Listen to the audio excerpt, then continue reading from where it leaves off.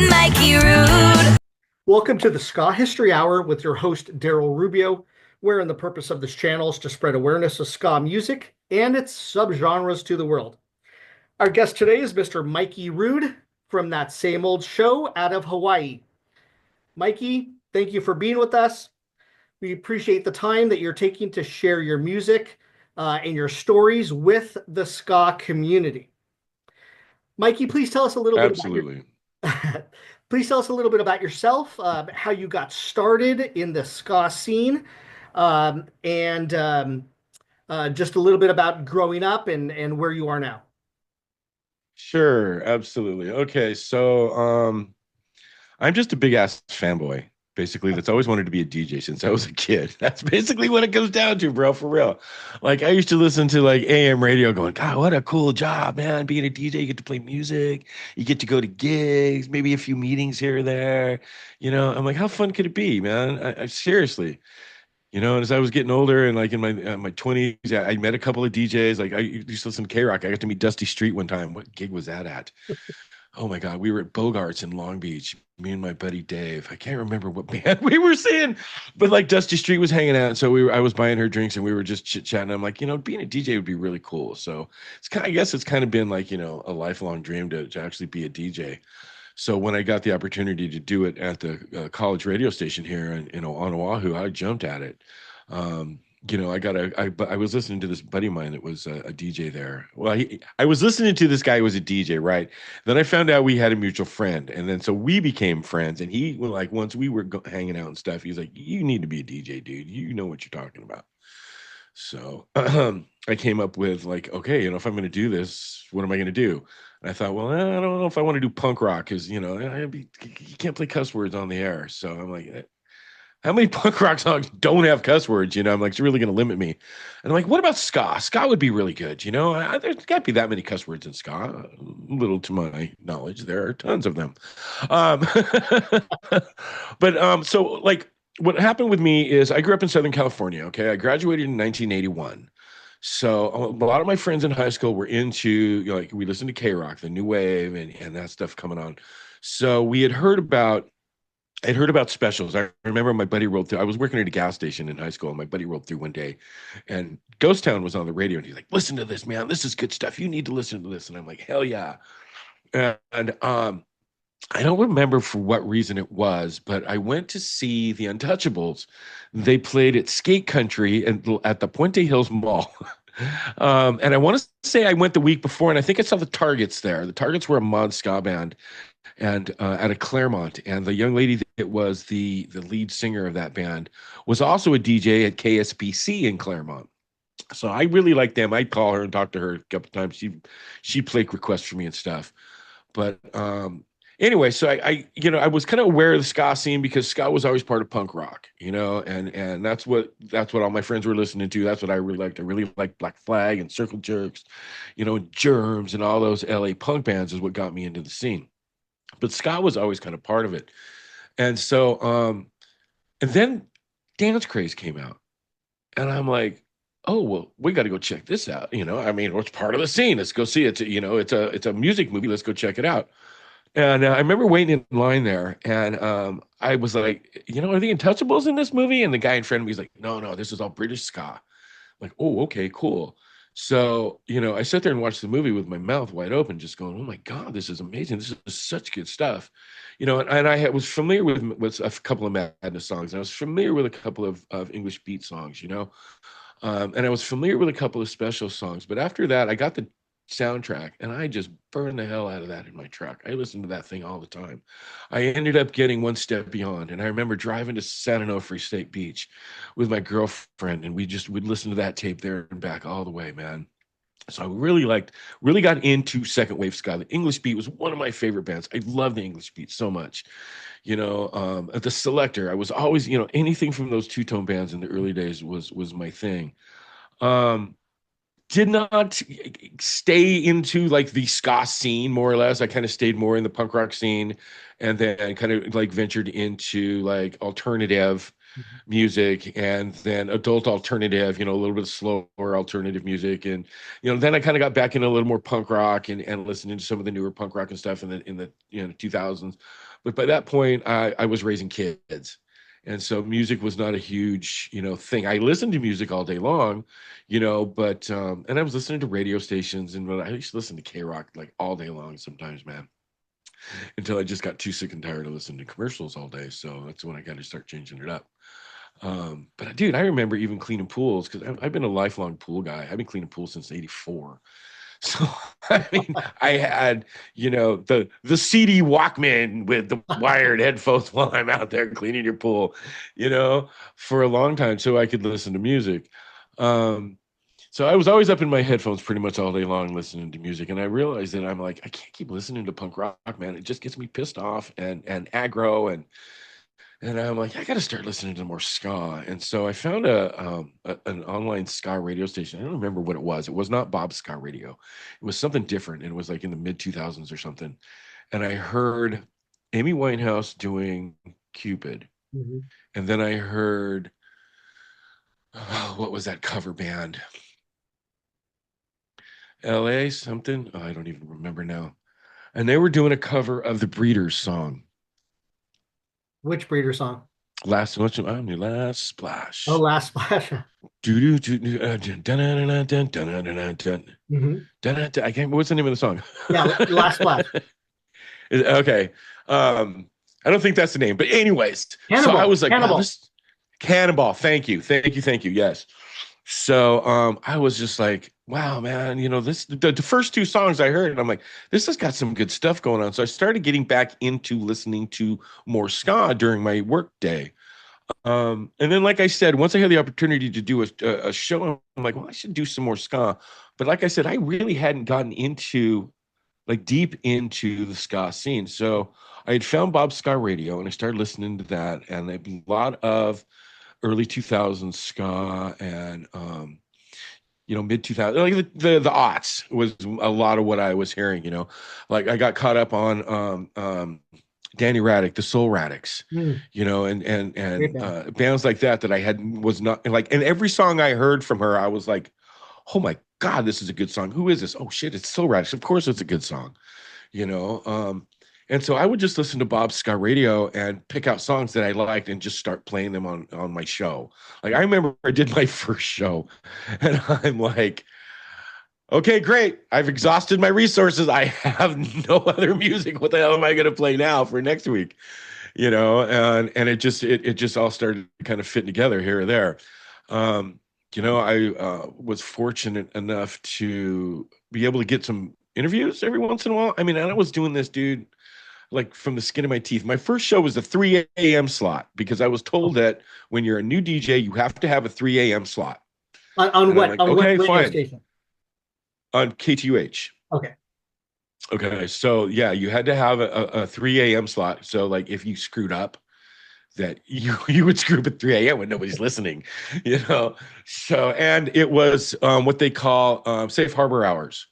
So Okay. from 12, it was from 12 to 6 were safe harbor hours, so that you could play music that had cuss words in them, you know. And then what KTUH did is they made it a little tighter. I think they went from like 11 p.m. no more cuss. You can play cuss words after 11, and then up until 5:30. So that there was a kind of a break that, just in case somebody screwed up, they had extra time anyway. So, Yeah. but yeah, so I had the 3 a.m. slot, and I didn't have a whole lot of listeners. I didn't know who the hell I was playing music for. Every once in a while, some drunk guy would call up and, oh my God, dude, you're so good. I had one person call me up one time, and I guess they were skiing. They were in the ski area up in Oregon somewhere, I think, or maybe it was Washington. Um, and they're listening to the show, and they're like, hey, can you play the Upbeat? They're out of Carpinteria. They're really cool. And I'm like, okay, sure. And I looked them up and played them.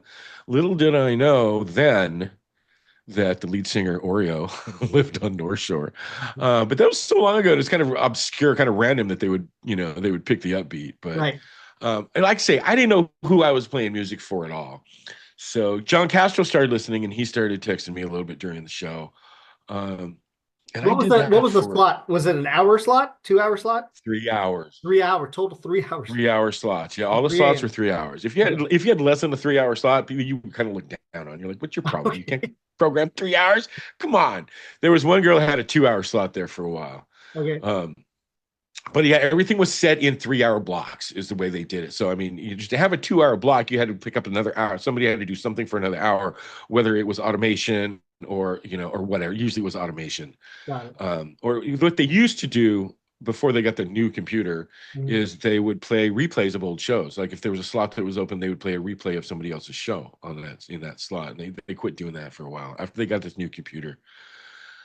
So, but yeah, I did that 3 a.m. slot, bro, for probably, geez, I started in January of 2021. So it was right after COVID, pretty much during COVID.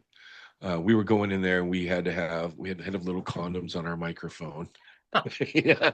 And then we had to wear And masks. for safety or for STDs, Yeah, exactly. microphone STDs. Who knows what those folks are doing to those microphones? Um, so I started in January 2021, and I think I was 3 a.m. for probably 3.5 years, maybe almost 4 years. I picked up the 6 a.m. slot. I don't think I had even had the 6 a.m. slot for a whole year. The guy that would come in after me, he ended up not being able to do it. I think his wife's dad passed away, and she was from Germany, so they had to spend a lot of time back in Germany getting stuff together. So he ended up giving up his slot. So I was like, "Hey, can I have that slot?" Yeah. So I ended up in the 6 a.m. slot, but I don't even think I had that a year before they let me go. And it kind of sucks the way that happened, man. Um, I'm not a student. I was not a student at University of Hawaii, so they make room for community members to have slots, and they've amended their bylaws so that you can have X amount of slots, so many community member slots compared to student slots, but students these days, they don't listen to the damn radio. They're just, they do this for credits or something to do. And, a lot of times they have, well, every time they have students that run everything. So the general manager, the program director, marketing, all that, they're all students that take these jobs, whether maybe they're looking to get into marketing or, but I don't think any of them are looking to get into radio production, or they take these jobs because it makes them a little bit of extra money. Anyway, so we had this GM come in, and for some reason he didn't like me. I don't know what I did to piss him off or whatever, but he just did not like me too well. And he tried to catch me giving away tickets one time. You have to, like, okay, so Voodoo Glow Skulls were coming to town, Mhm. and they were going to hook me up with tickets. They were going to put four people I could give tickets away on air for four people, and they would put them on the guest list, right? I had to jump through hoops, man. Like I'm writing emails, and they're like, is it okay if I give away tickets for this show? And they're like, well, how's this going to work? And I'm like, I got to talk to them. And I'm like, oh my God, Eddie, can you give this guy, call or whatever? And they're, well, how are they going to get the tickets? And they're going to come here and get the tickets. And I'm like, no, they're going to put them on the guest list. So all I need is their name. They're going to put them on the guest list. What's the big deal? I mean, really gave me the runaround about it. Yeah. And then never really gave me a straight answer. So the week before the gig, I ended up picking up a Monday morning time slot. And I was there on Monday morning. It's not my regular slot. I was playing, I don't even think I was playing ska. I think I was playing, more alternative music. Uh-huh. And I saw that the general manager came in, and he was like, I knew he was listening to the show. And he still never gave me an answer about it. And once my show was over, I got up and left. Didn't even think about giving away the tickets. Not what I was going to do. And then he sends me a message, and he's like, "No, we can't approve you to give away tickets, and it's you can't do it." I'm like, "All right, fine, whatever, dude. Screw you." But I have a feeling he was like listening to see if I was going to give away the tickets without his approval. Right. So he's trying to catch me in something to get me fired, because he ended up firing another DJ who did that, who gave away tickets without his approval. So because I didn't do that, I swear to God, bro, in the next 2-3 weeks, he said, "Hey, we're giving away your time slot." Program director emailed me, said, "Hey, we're giving you away a time slot to a student." This had to be like in April or May. Maybe it was March of 2024. Mm-hmm. I get an email on like a Thursday night.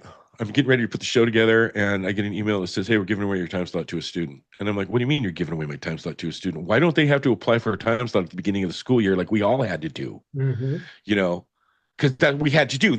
We have to apply every single year, put in, you would send them a copy of our show, and write up a whole thing, man. It's a whole nonsense thing. Anyway, so the person's already, they've already been approved. They're already here, and I'm like, well, why do they get my slot in the middle of the freaking semester? I mean, this doesn't make any sense to me, right? Right. And so I was pretty pissed off about it. And I'm like, well, can I have the 3 a.m. slot back? No answer. I don't get it. I don't get what's going on, man. So I got pissed and I put it on Facebook, and they got wind of it. And that because I was going to say, I said, this was my last show. I'm doing it this Saturday. It's going to be the last show on K2H. Here goes. And then everybody's like, well, why? What's up? What's going on? And I got talking to one of my high school buddies who was messaging me. We were chatting. Well, we were in the thread. And I'm like, I don't know, man. The GM's got a hard on or something. Doesn't want me to have the show anymore. And I said something like he's an asshole or something like that, right? And then I guess he caught wind of it. And I got an email like an hour later that's like, you're not going to do your show on Saturday. You're done. And I'm like, you know what? Fine, fuck you guys. So that's when I was like, you know what? Let me consider doing something else. And so that's when I got on Mixler and I started doing the show on Mixler. And I've got Mohawk Mike that calls in every week. And I was talking to him about it, and he's like, dude, this is going to be better for you, man. You don't have to worry about cuss words and songs. You can do what you want. One of the things I really like doing in my show, so my show took on a Saturday morning cartoon vibe, and it's just the way the show, it just kind of happened that way. It wasn't planned. At K2H, there was a lot of, okay, so one of the DJs there, it was a school teacher, and he with first, second graders, like little kids, right? And he had them all come in the station one day, and he recorded a whole bunch of bumpers and promos and drops with these little kids, right? And I loved him, so I was playing him all the time. And then on top of that, this guy, super nice guy, but he watches cartoons while he's DJing. So he's got his laptop up, okay? And he's playing, he's got it up. And so he's playing off of his laptop. He's got, I don't know, DJ program or whatever, like I have. And he's playing music off his laptop. And then while the music's playing, he goes back and he starts watching cartoons. And he was like, where do you get these cartoons, bro? And he's like, there's a whole library, like an international or a national library of cartoons or something that he goes to. And he's watching all these old 60s cartoons and shit without the sound on. So there was a lot of cartoon bumps and promos and drops in the computer as well. So I started playing those too, because I really liked them. Like that Super Chicken thing that I played, that was for K2H, right? I just changed it up, right?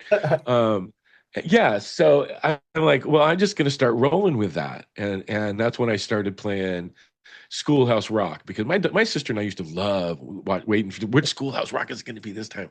Is it going to be the stupid one, or is it going to be a really good one? Conjunction. Started playing that. Conjunction, not one of my favorites, but a good one. That was one of my favorites. Really? Oh yeah, no. Three's a Lucky Number was one of my favorites. I'm Just a Bill. That was okay. I liked Zero My Hero is always a good one. Anyway, so like if you listen to my show now, like the top of the after the the end of the first hour, at the beginning of the second hour, at the top of that hour, I will play a cartoon theme.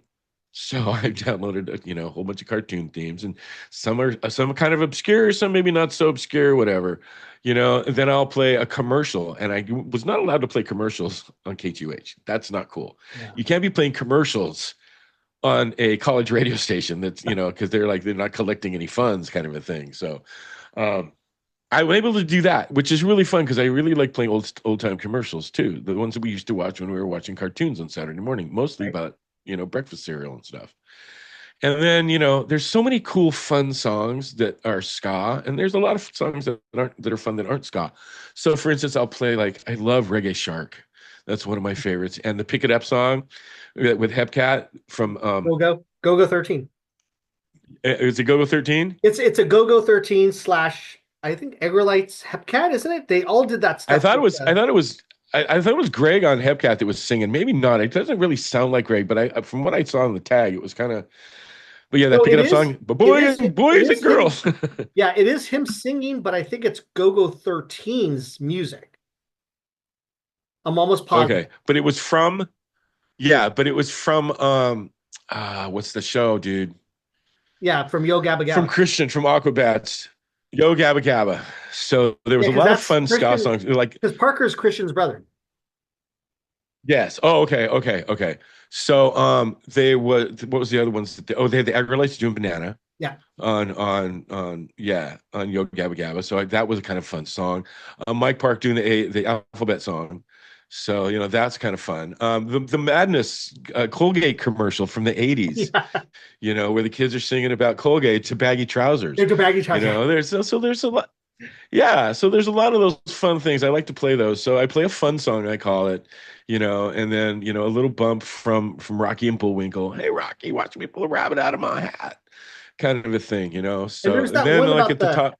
there's that one that you have after you do the Simpsons one. They say, "Oh my freaking ears," and then he says, "What?" Something about something cartoons in the morning, and the guy says, "Cartoons." Is that Biz Oh, Markie?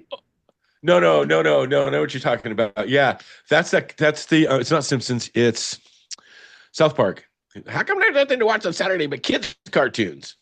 Yeah. Right? So How come we there's don't snuggle? Yeah, it's Cartman. It's how come we never snuggle anymore? He's like, huh? What? It's like we used to snuggle all the time, and it's totally gone away. What's happened? He's like, okay, let's snuggle. And then you hear click, click. She's like, how come there's nothing to watch on Saturday but kids cartoons? And then after that, it's the King of Cartoons from Pee Wee Herman, and he's like, let the cartoon oh, I begin. don't know why I always thought it was Biz Markie for some reason. Yeah, no, that's the King of Sounds like it. Cartoons. Okay, from Pee Wee And you know what? Funhouse. I really enjoy having fun clipping those things together like that, man. Like the opening of the show, like I've got God, so many. Like John Roy has written 4 different theme songs to my show. So like every week I have a new theme song to play, like a different theme song. The first week is one version. The second week is the two-tone version. The third week is the third wave version. That kind of thing. So I've got that, and then I also had Aaron from the Stepdaughter surprise me out of the blue, and she changed Rude to Uh-huh. Mikey Rhude and changed the lyrics for it and popped that in there. And so because it has a nice little segment, intro segment, I was able to clip different things and put it in there. So I've got I've got what the Monkey Man, the opening from Monkey Man, was it Real Big Fish, and then I've got. God, I'd have to play it. I've got Lindsay doing pick it up, pick it up, pick it up. Lindsay from the Sluts did a promo for me, and I pulled that from it. I've got Alex from Suspense Hero Syndicate. He did a promo, and he's like, "Do the ska," and I threw that in there. I did the opening to Madness, One Step Beyond. Hey, you don't watch that. Watch these. Oh, I know what it is. He the Monkey Boy. Here the Monkey Boy from I think it's Real Big Fish doing Monkey Man. But I clipped all those in the beginning of the intro of that song. I really like it. That's a lot of fun for me to do. For instance, this week I did a set of Bond music because we Yeah. had this conversation about Bond and ska music, right? And so I played James Bond theme from Selector. I played Suckatum JB from the Specials. I played Pussy Galore from Lee Scratch Perry and the Wailers, and I had clipped a whole bunch of Bond quotes together like years ago. So I was able to play that this week. It was kind of fun to listen to that. You missed James Bond by Black Rats as well from Germany. Oh, I had one I had downloaded, but I didn't pop it in. That one, I was going to that's play probably Double one O of Seven the Shanty. that's the second best version after the Selector's version, in my opinion. I was going to play 007 Shantytown from the Body Snatchers, but I ran out of time. Yeah. So I had thrown that in there. Well, if you ever do another one of those James Bond segments, you could throw. I might. Another A one. long time ago, I did. God, I was still at the station. I want to say it was still 3 o'clock. I did a whole thing, a whole show kind of. Not that it was the entire show, but I had sprinkled in like songs about spies, Yeah. And yeah, that kind of thing. It was kind of fun. It was a while ago. All my I put right in the beginning, I started putting all my shows on Mixcloud. Like say, I was going at 3 o'clock in the morning, and I'm like, nobody's listening to this. I'm busting my ass making these shows, and nobody's listening at 3 in the morning. So how can I get people to listen? I'm like, well, let me put it on Mixcloud, because that way people can listen whenever they want to. So I started my Mixcloud page, mixcloud.com/Mikey Rhude. And all my shows are archived there. I've got playlists for every year. So like, I'm in season 6 right now. So And what episode number? 278 was last week. Oh, wow. Damn. Yeah. Hell of a lot. So it's been a few years. But yeah, so I mean that's kind of what got me going. I really anyway, so the show kind of just it's kind of taken on its personality of itself, right? And I really like trying to promote new music, and I really liked having bands on and doing interviews with them and talking to them about new. I'm like, hey, come on the show, and I'll help you plug your new music and get your, hopefully I have some listeners that were listening, but come on and listen to the music, come on and talk about the show, talk about your music, and let's see if we can't get it, out there to more people. And so, then I started realizing how much new music there is every single week. This week there was a lot. The last couple of weeks, not quite so much, but like the whole first hour of the show this past week was all brand new music. Like that I've got Loyal album's pretty good. that Loyal album is really good. Yeah, this A100's album is really good. The Loyal's album just came out this last week though. Yeah. Shout out to Kara Yeah. for sending that to us. Shout out to Kara. Yeah, absolutely. So, I really enjoy doing that. And so that's why usually the whole first hour of the show is brand new music.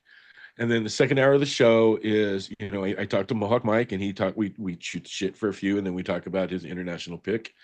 I'm still doing a surf report because we had to do a surf report at KTUH. And 9 times out of 10, the lifeguards wouldn't call in with the surf report because they would call in early and then we'd get it into the computer and then we could play it during our show, right? Mm-hmm. But I was like, I ain't got time for this. It's 3 o'clock in the morning. I'm like, I'm just going to do it my damn self, And I would look it up online and go, okay, well, here's the surf report for Oahu. 4 freaking sides of the island. How hard is that? So, and I'm like, I called it Rude and Crude because I'm just keeping it short. This is it. It's this, and this. I'm not telling you which way the swell's coming in. I'm not getting into the winds. I'm like, I don't have time for that. Look it up if you want. So I continue to do a surf report to this day. It's fun. I enjoy doing it. So I do the surf report, and then now Pigeon Aaron, I guess it's been over a year now, has been doing his pigeon word of the week, and that's something I've always wanted. I was trying to get pigeon bumpers, people to come in and like would speak pigeon, and I'm like, Aaron, dude, you can do this, man. Come on, do it. So he does his pigeon word of the week now. And then I had Mrs. Rhude was picking a song. And then the beginning of this year, she's like, I don't want to pick a song anymore. Well, what happened is she quit Spotify. So what she would do is she would go into Spotify and she'd be like, hey, brand new ska. And it would pop up, And so she would listen to some ska and then she'd pick a song. When she quit Spotify, she didn't have that option anymore. She's like, it just got too hard for her to find music. So she's like, is that cool? And I'm like, yeah, that's cool. So then I started doing the local spotlight and spotlighting a local ska band. And I really enjoyed doing that. Yeah. We've got like you had the Elevations couple weeks ago because Eric played. I don't think I had the Elevations on. They're not really ska. No, but I probably go Jimmy Go. No, yeah, but I thought you had you plugged them. I plugged them. Yeah. Oh, yeah. I absolutely plugged them. Yeah. They're more of soul, northern soul, jazzy. So think Sharon Jones and the Dap Kings. It's Eric White and his wife Kay Howe and 2 other female singers. So there's 3 front women that sing, and so yeah, I totally plug them. They're great band, good songs, but not ska. Yeah. So, but I will play Go Jimmy Go and say, oh, by the way, Eric's new band is playing this, and like I played Red Session this week. So I was surprised you popped up. You're like, oh yeah, Red Session. I know them well. Yeah. So they did a show here a while ago, really good show. Yeah, they did a reunion show, and you were the DJ in that one. Yeah, I got to DJ that one, so it was very, very fun. But it's kind of cool, like so people can hear music from Oahu, Hawaiian ska. I mean, it's out there. There's still kids out here putting it together. And there's what's his name that that promotes a lot of the ska. He put out the Red Sessions. He re-released some of the He did the demos. Red Sessions. What's his Yeah. name? No, was it? Hang on. Jason Miller. Yes, Mr. It's Jason. Jason Miller. He's the guy that does the Sailor Jerry Festival here every Yes. June. And he also does, I think they do a Sailor Jerry birthday bash, and he'll bring bands in. Yeah. But he has brought a few bands in, but I think he brought Agrolites. I think he was part of bringing the Agrolites here last year. And Screeching Weasel, right? He brought. Yes, more punk rock though. Yeah. So That's cool. But yeah, that's cool. but he did bring Red Session in, yeah. So, and then the last hour of the show, I usually try to get an interview. I haven't done interviews in a while. For a while there, I was doing one every single week, and it got to be so. One of the things I try to do in my show is I try to play songs that I like more than once. You know, like a lot of the shows that play new music, they'll play the song one time, and that's all you ever get to hear them. And it's like, but I want to hear it more. You know, and I don't want to have to get. So that's why if there's a song I really like, I listen to my show every week. Usually on Friday, because Friday's the day I usually put the show together. So I listen on Friday while I'm working, and I go, okay, that song worked really good. Okay, that song worked, or this didn't work, this bumper didn't work, or whatever, right? I'm like, no, I don't want to play that song again. That one wasn't really that good, or whatever. So then I go and try to pick out the songs that I really like and play them. I've been playing a song by Pat Scats. Came out a few weeks ago. It's called Black Coat Benny. And I really like it. It's a really good song. So I've played it like, every few weeks. The last few weeks I've been playing that song. I've been playing A100s for months. John Roy from Smoke and Mirror Sound System sends me songs all the time that aren't released. They're not even on YouTube. Like he'll put the music out. So when he puts it out on YouTube usually. And then like months later, maybe on an album. Like he's got that album coming out, Undercover Planet. You know, all those songs on there, I was playing on the show way before they were released on video. You know, I've been playing time after time for over a year. Yeah. You know, yeah. I remember when that Smoke and Mirrors album was about to come out. John sent me like all the digital songs, including every single one in dub and different mixes of the dubs. Oh, It's like, my this God, is a right? lot of shit. No, I know. Awesome. I have a file on my computer. It's just called Escape Hatch. And so when John sends me all this stuff, it just goes in there. And and a lot of times I've got to go back and relabel it. So I know, is this Smoke and Mirrors? Is this Black Market dub? Is this Dub Robot? You know, who's doing this? Is this a cover? Because sometimes I'm like, I don't recognize this song.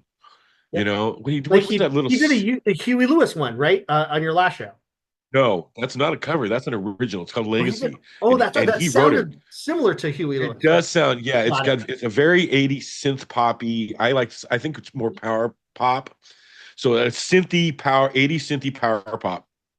He's got a great ear for music already. Not really ska, but I really like it. I mean, you know, and so, but nobody else can play it. You know, he did that Bad album that what was it? I got it sitting right here. Do you remember? Number 10 Dubbing Street, because the Big Audio Dynamite album was number 10 Upping Street. Okay. Right, which is, I think, is that Buckingham Palace, or is that where Parliament sits? It's one of those. So, a great band to do songs from. I mean, yeah, right. But he sent me. He sends me all these songs. He sends me all these songs, right? And the dub versions of them as well. So, you know. Yeah, that's awesome. Ooh, now, sorry. I hear that we're talking about the same old show, your radio show. What about this name? How did your name come about? Oh, come on. Okay, I'm gonna have a ska show.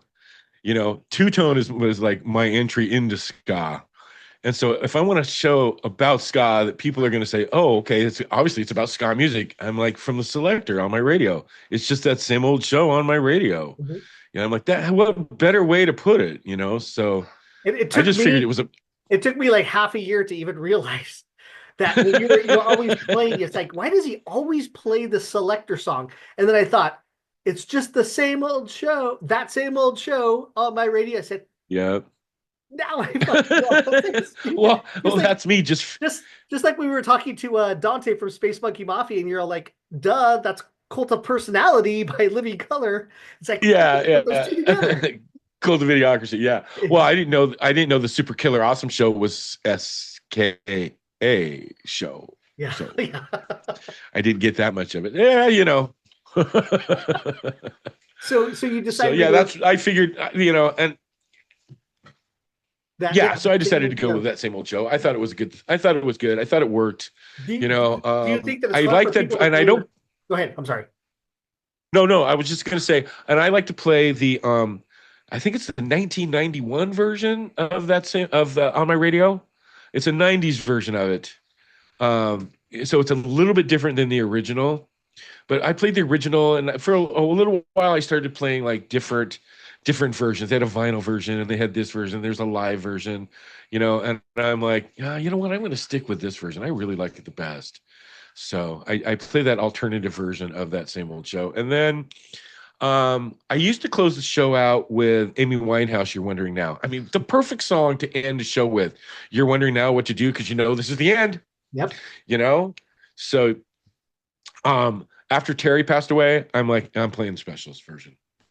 I want to hear Terry's voice at the end of the show, Yeah. so that's why I play that. That's why I play that at the end of the show each Yeah. week. So, and then before I started doing the show, I was involved in a political podcast, I guess, radio show. I don't know. We do it's on YouTube. I think it's still there. It's called Punks for Progress. I'm not associated with it anymore.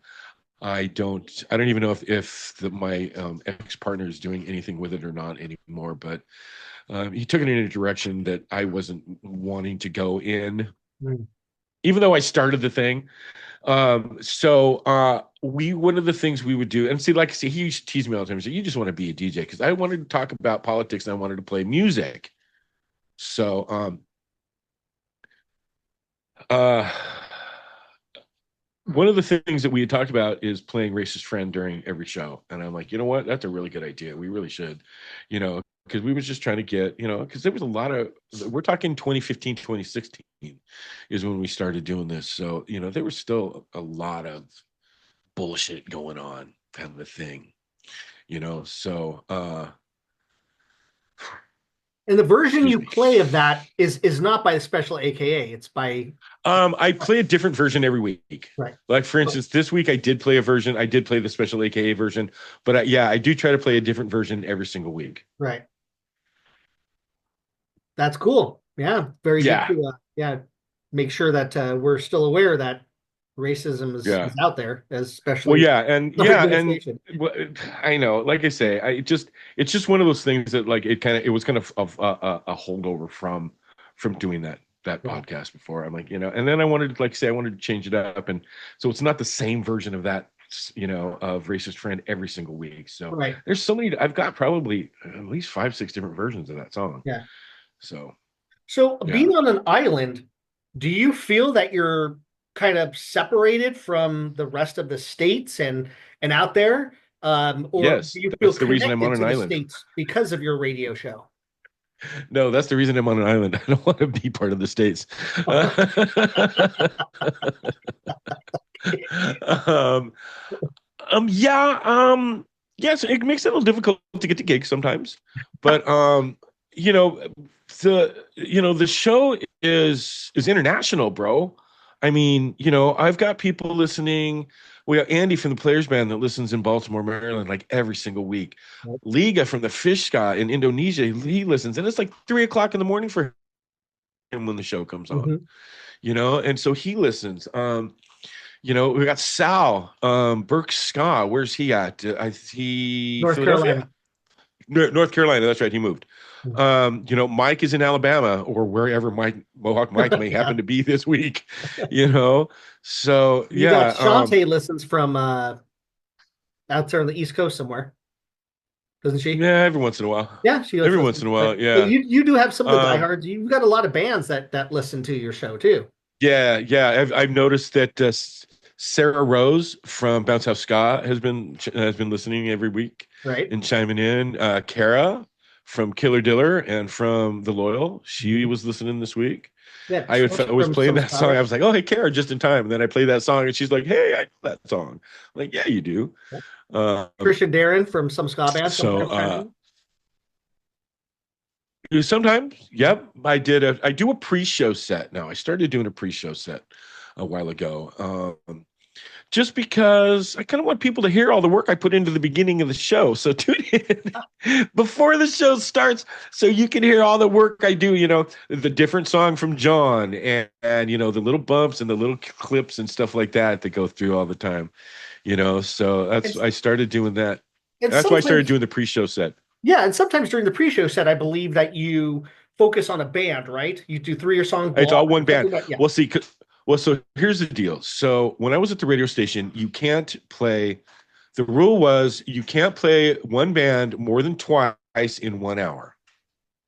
Okay. Sure. And Mixcloud won't let you play bands in concession in order like that. You can't play the same band for 4 or 5 different songs. Mixcloud will go no. And especially if it's off of one album.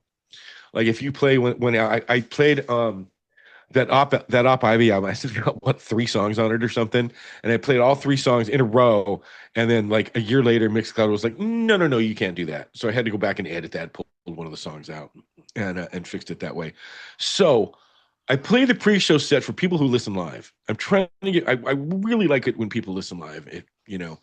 Um, and so you don't hear the pre-show set on Mixcloud. You don't hear it anywhere else. I cut out the pre-show set before I send it out to different radio stations.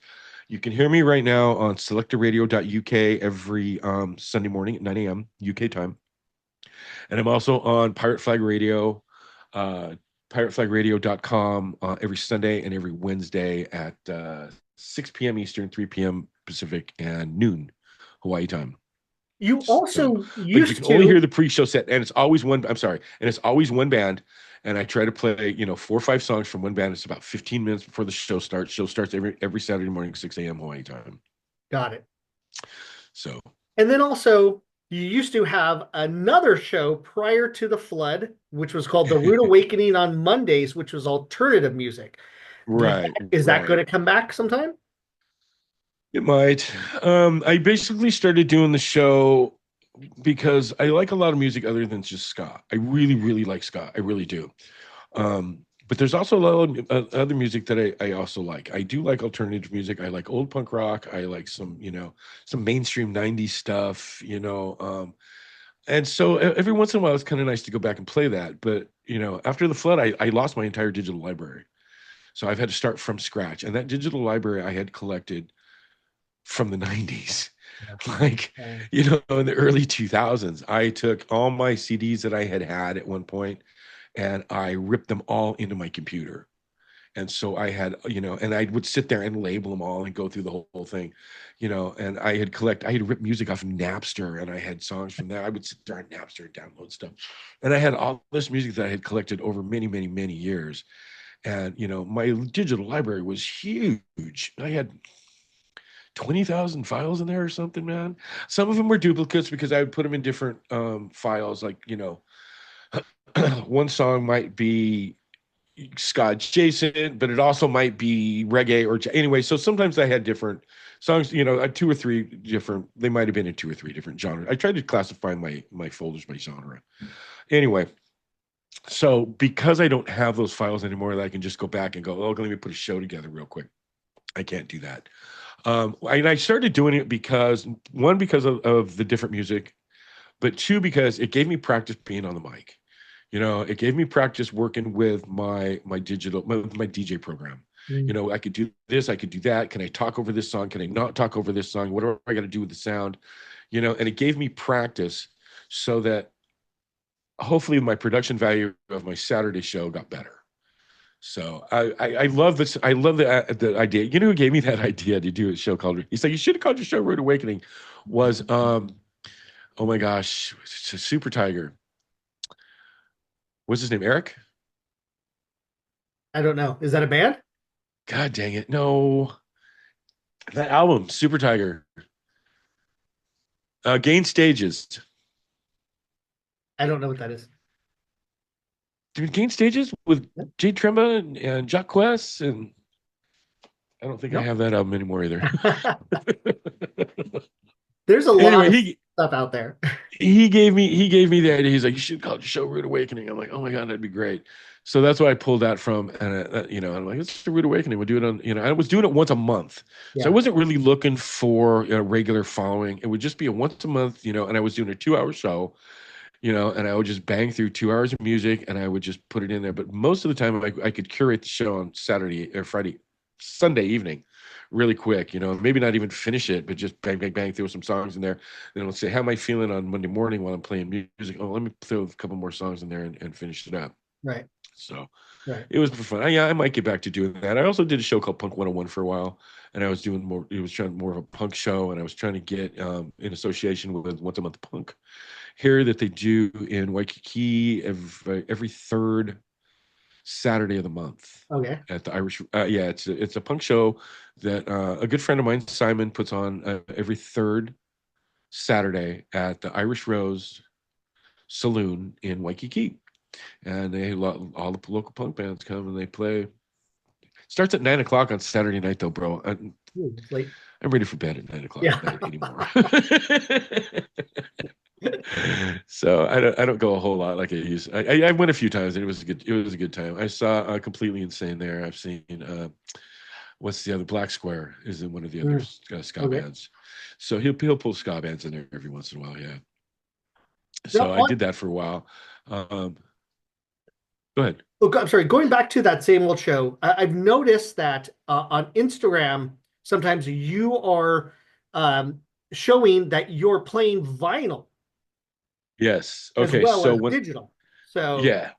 So what I was doing is, like, when I started doing my show, I was doing everything was off of digital, right? And then I was like, I want to feel like a real DJ. I want to play records.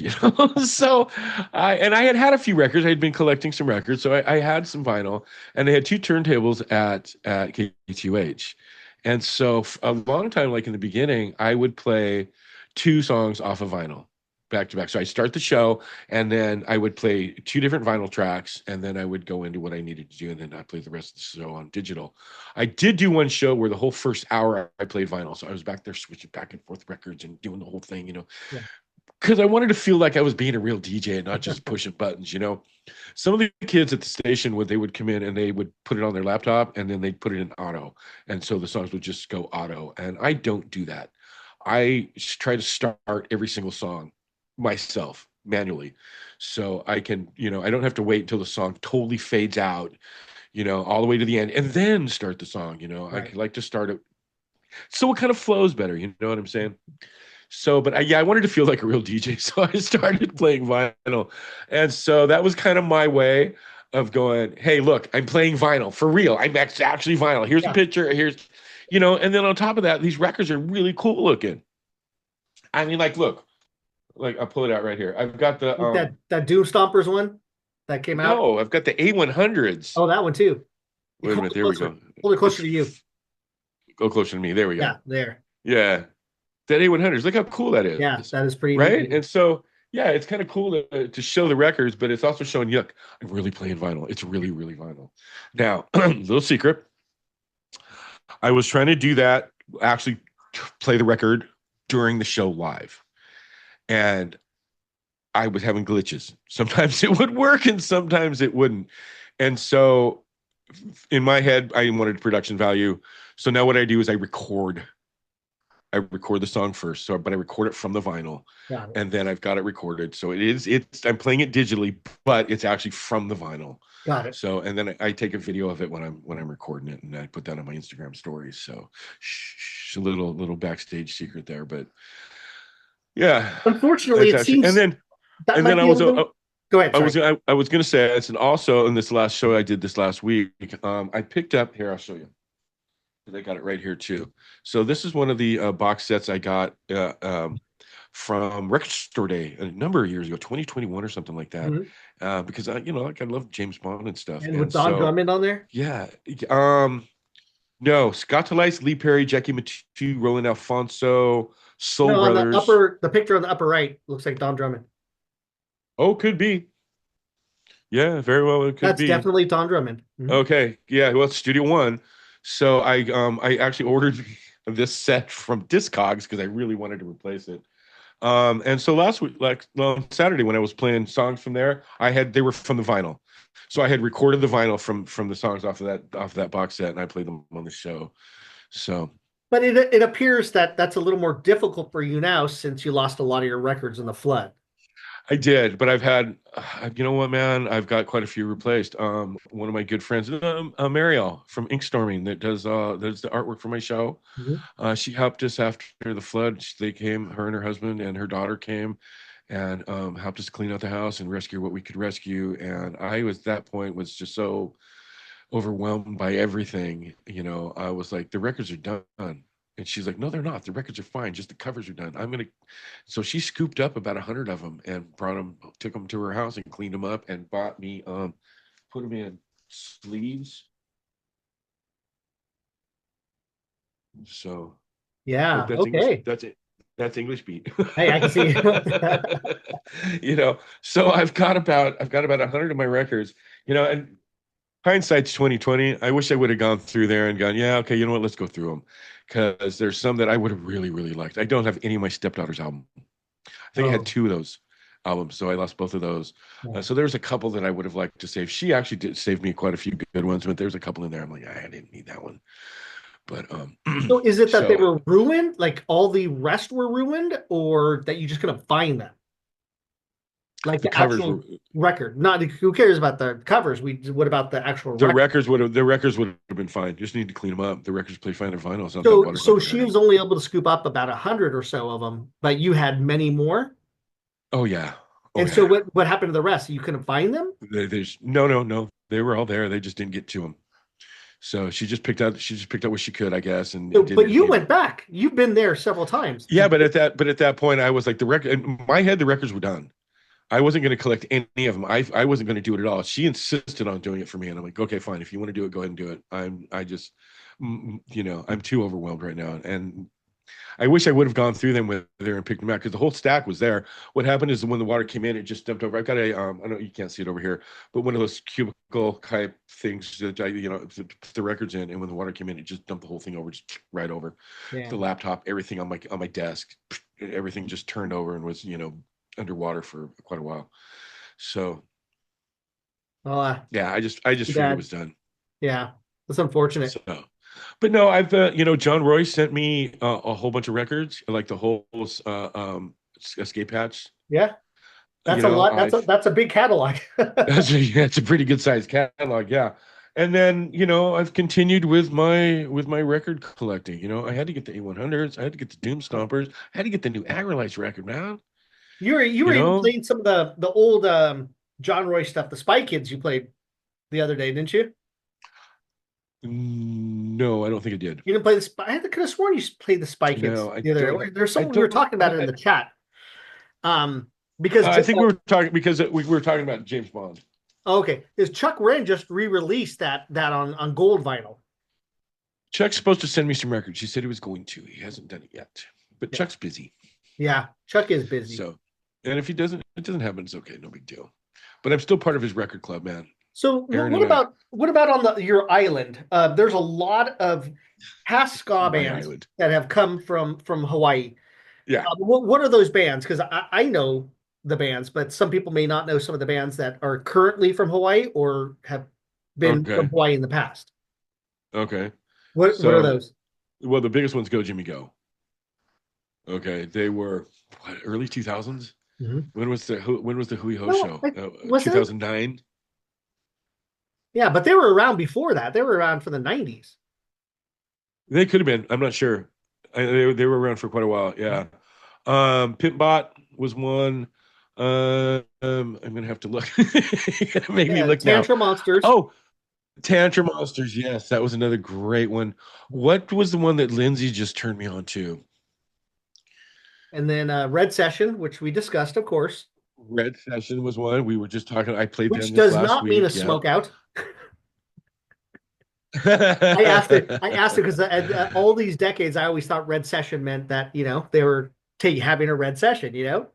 red hair They were weed. having a red session, Yeah. So, like a green session. Salika told me it wasn't that. So, yeah. Let me check here. Dub Robot, Dub Phylum was another band from Hawaii, from Oahu here. Um, Golf Cart Rebellion, Kaiser Sosa, Pimpbot, Closet Monsters, Upstanding Youth. That was who I was looking for. Oh, okay. And A little more Black reggae. Square. No, they're more ska. Upstanding Youth Yeah. is pretty good ska. Yeah, Okay. yeah. Now we've got let's see, No Villains Left is doing some things.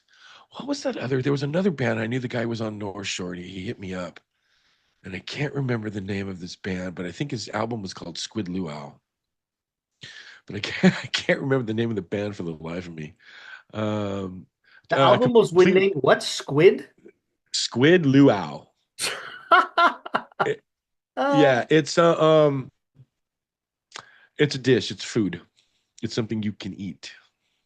So okay. it doesn't. I don't think it's good, but that's just my opinion. I can't remember the name of the band, unfortunately. One of the other I'm bands trying is to still look it doing up right now. stuff is Completely Insane. They're ska punk, and they still do gigs quite a bit. I think their last album came out in 2021. Uh, um, All According to Plan, I think is the name of their album. And then also Black Square. Black Square does a couple shows a year. When did they open? I think they opened for Less Than Jake. They just opened for somebody else too. Oh, I think they opened for Agrolites when Agrolites were here. It Hmm. was Black Square, and Yeah. a couple of the guys in Completely Insane play brass in Black Square. So same kind of thing in any ska scene. The players kind of move around and they help this band out, and they may play in this band for a little while and that kind of thing. So yeah, No Villains Left, Completely Insane, Black Square, the ones that I know are still currently active and still doing stuff. So it's been said that on your show that you gravitate more towards the whole traditional ska, rock steady, slower type of ska than more of that hardcore, stuff that's I've really got more hardcore or punk than it is ska. Yeah, I mean, there's still a part of me that likes punk rock. I mean, honestly, that's not ever going to go away. So, some of the more melodic ska punk, I really still dig, but some of the stuff is, there's some stuff that's out there that's really hard, like hard edge, and it's like I can't take the yelling anymore. I don't like the yelling on the mic. I used to listen to some really hard, like Flux of Pink Indians and Crass, and some of these weird bands that would just yell on the microphone, and I was really like that back when I was in high school, but not so much anymore, man. Mhm. I like the Boy Detective quite a bit, but even that can get a little hard. Benny is just the nicest guy, Yeah. and they've got a great sense of humor. And like the last song, what is the Beach Boys were wrong, or Yeah. Uh-huh. something? The Beach Boys suck, or something. I think was the name of their song. And he's talking about how much he hates going to the beach, and he's like, "I'm gonna step on needles," and it's funny, you know. But it's a little edgy, Mhm. which is okay. The new Omnigon song is a little edgy too, but I still like it. It's not that bad at all. But there's some stuff that's just the yelling and the screaming. It's just I think it's a little too much. I do kind of more gravitate more towards the traditional ska and the rock steady. The stuff that John Roy's putting out is just Mhm. amazing. Mhm. Can you even call Agrolite ska? It's dirty reggae, but is it He- ska? Adjacent, It doesn't have that right? beat to it, but I mean they're still part of the scene. Mhm. So yeah. They Anyway, were it's interesting. they started as a band called the Rhythm Doctors first. I'm not sure Oh, if you knew that. I did not. And they have an album. Roger, You should hear that album. That album's fucking amazing. the rhythm. Rhythm Doctors album. It's got I'll it's have to got write have to write that one down. Brian Dixon, Brian Boom Boom Dixon was a huge guy in the scene in the Southern California ska scene. Brian was in the Agrolites. He was in Hepcat. He was in tons of bands, too many to name, in the Southern California traditional ska scene. He even recorded the horns for the Hippos at Signet Sound Studio. back in 97 or 96, I think it was, late 96 for us. So I've known Brian for quite a while. He's done a lot of stuff for the ska scene now. Um, Brian was also in that band as well with Jesse and a few other guys Oh, okay. were in there. So that was the roots of the Aggrolites came from Rhythm Doctors. And Jesse, if I'm getting this wrong, please tell me. If you, I don't know if he ever listens to or watches the show, but Well, so we'll have to get him on Scott History Hour, bro. yeah, I've tried. We'll have to get him I've on. tried. The only connection I have is Chris, their drummer. So Jesse, I've talked to Jesse Crease. a few times and stuff like that. Yeah, Crease. Yeah, um, Crease. yeah, but Jesse, it's kind of hard. They're busy guys, of course. Um, Yeah. yeah, yeah.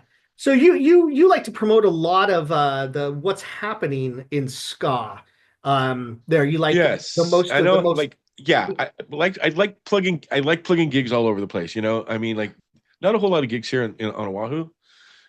So, and I've got listeners all over the place, so might as well plug gigs all over the place, especially the festivals. Right. I mean, yeah, I do a countdown to Supernova every week. I tell you, there's 9 weeks until Supernova International Ska Festival.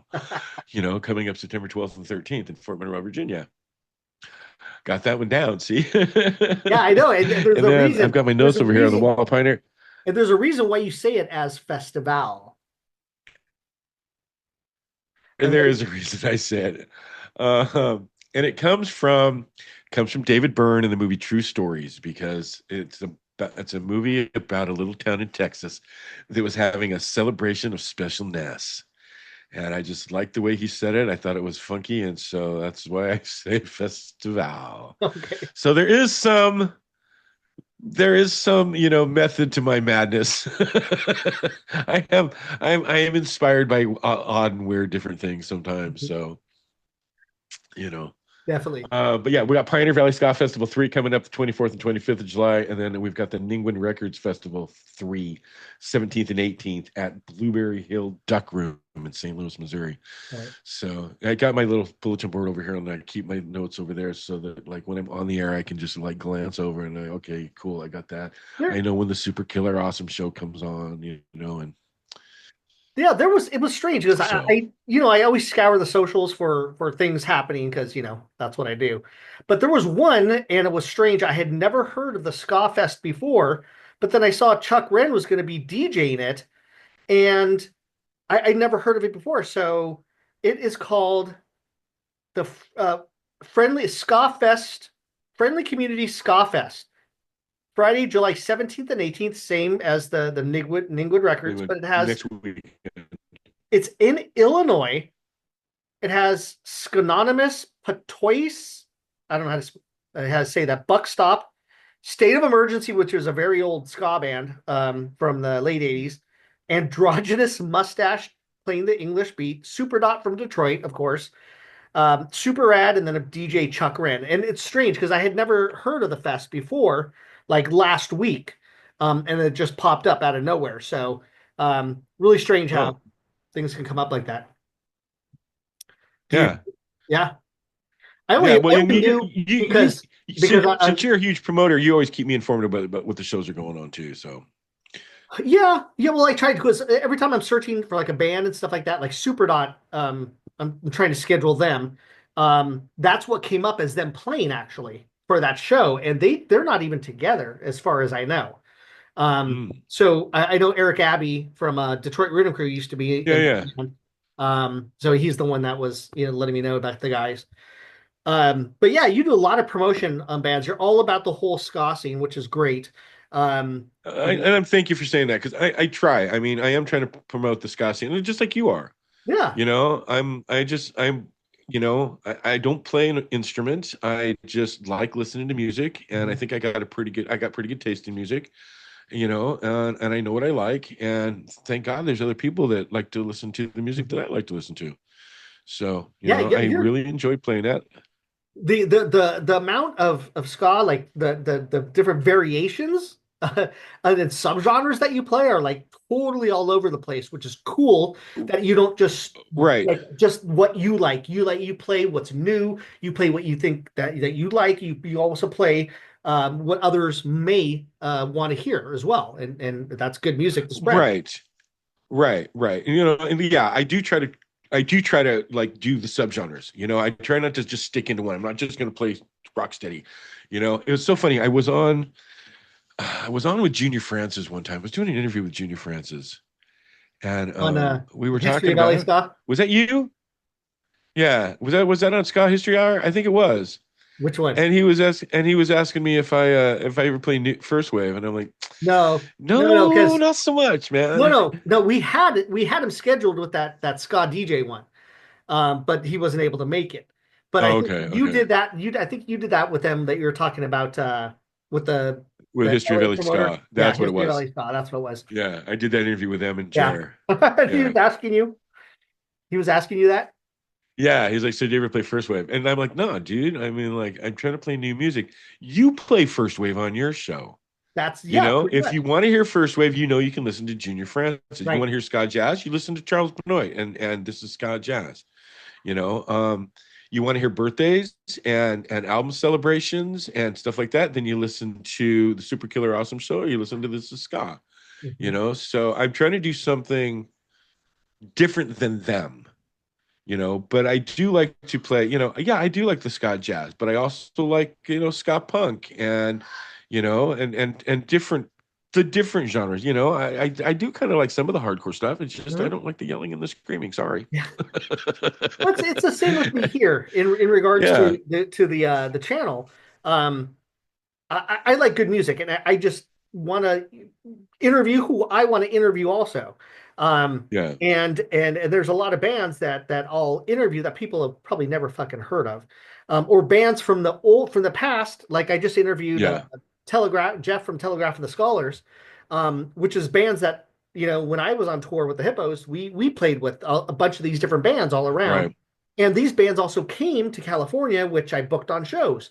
So it's more of like I want people to know stuff that they haven't, sometimes heard of Yeah, before in the past, plus know your history, or and that's the yeah, reason why. exactly. I mean, you've been so many times on this podcast, and you've heard that we ask about bands from their hometown, past bands and current bands. Right, And it's because a lot of right. may be missing out on some music or predecessors that have paved the way for you to be Well, able to share right. And music. and we all came in different times. Like I came in two-tone, you came in like the tweener area, like between two-tone and third wave. Yeah, You exactly. know, and a lot of guys, a lot of the bands we talked to, like they came in because they were influenced by Streetlight Manifesto.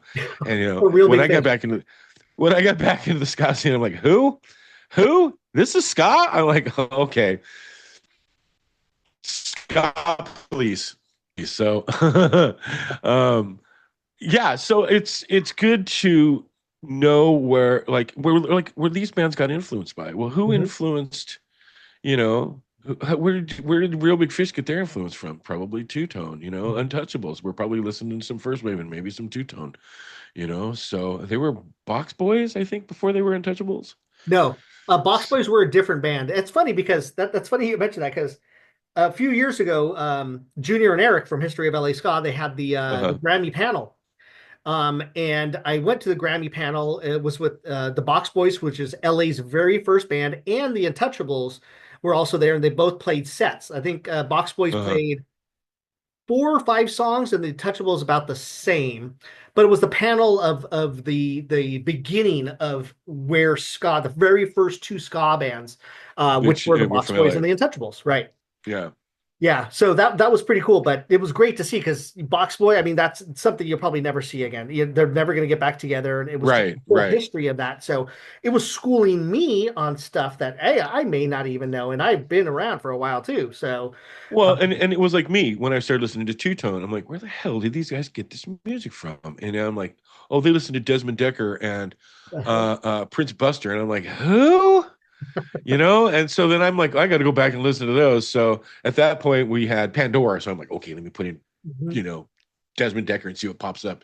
So you get the algorithm hitting you know with all these, you know. I'm like, okay, yep.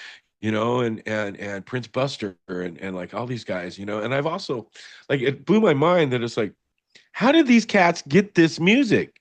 how did they know this Jamaican music? I mean, I know I'm in Southern California and I'm not getting it, but wow, dude. And then once you learn the history of how, the Jamaicans immigrated, or came to Great Britain, Hmm.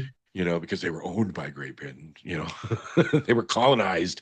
Um, but that they brought their music with them, and so these kids were being influenced by, the first wave of ska. Hmm. So, and then they put their little punk rock gigs to it, What and one thing I love about that too, and I'll make an example of Laurel Aitken.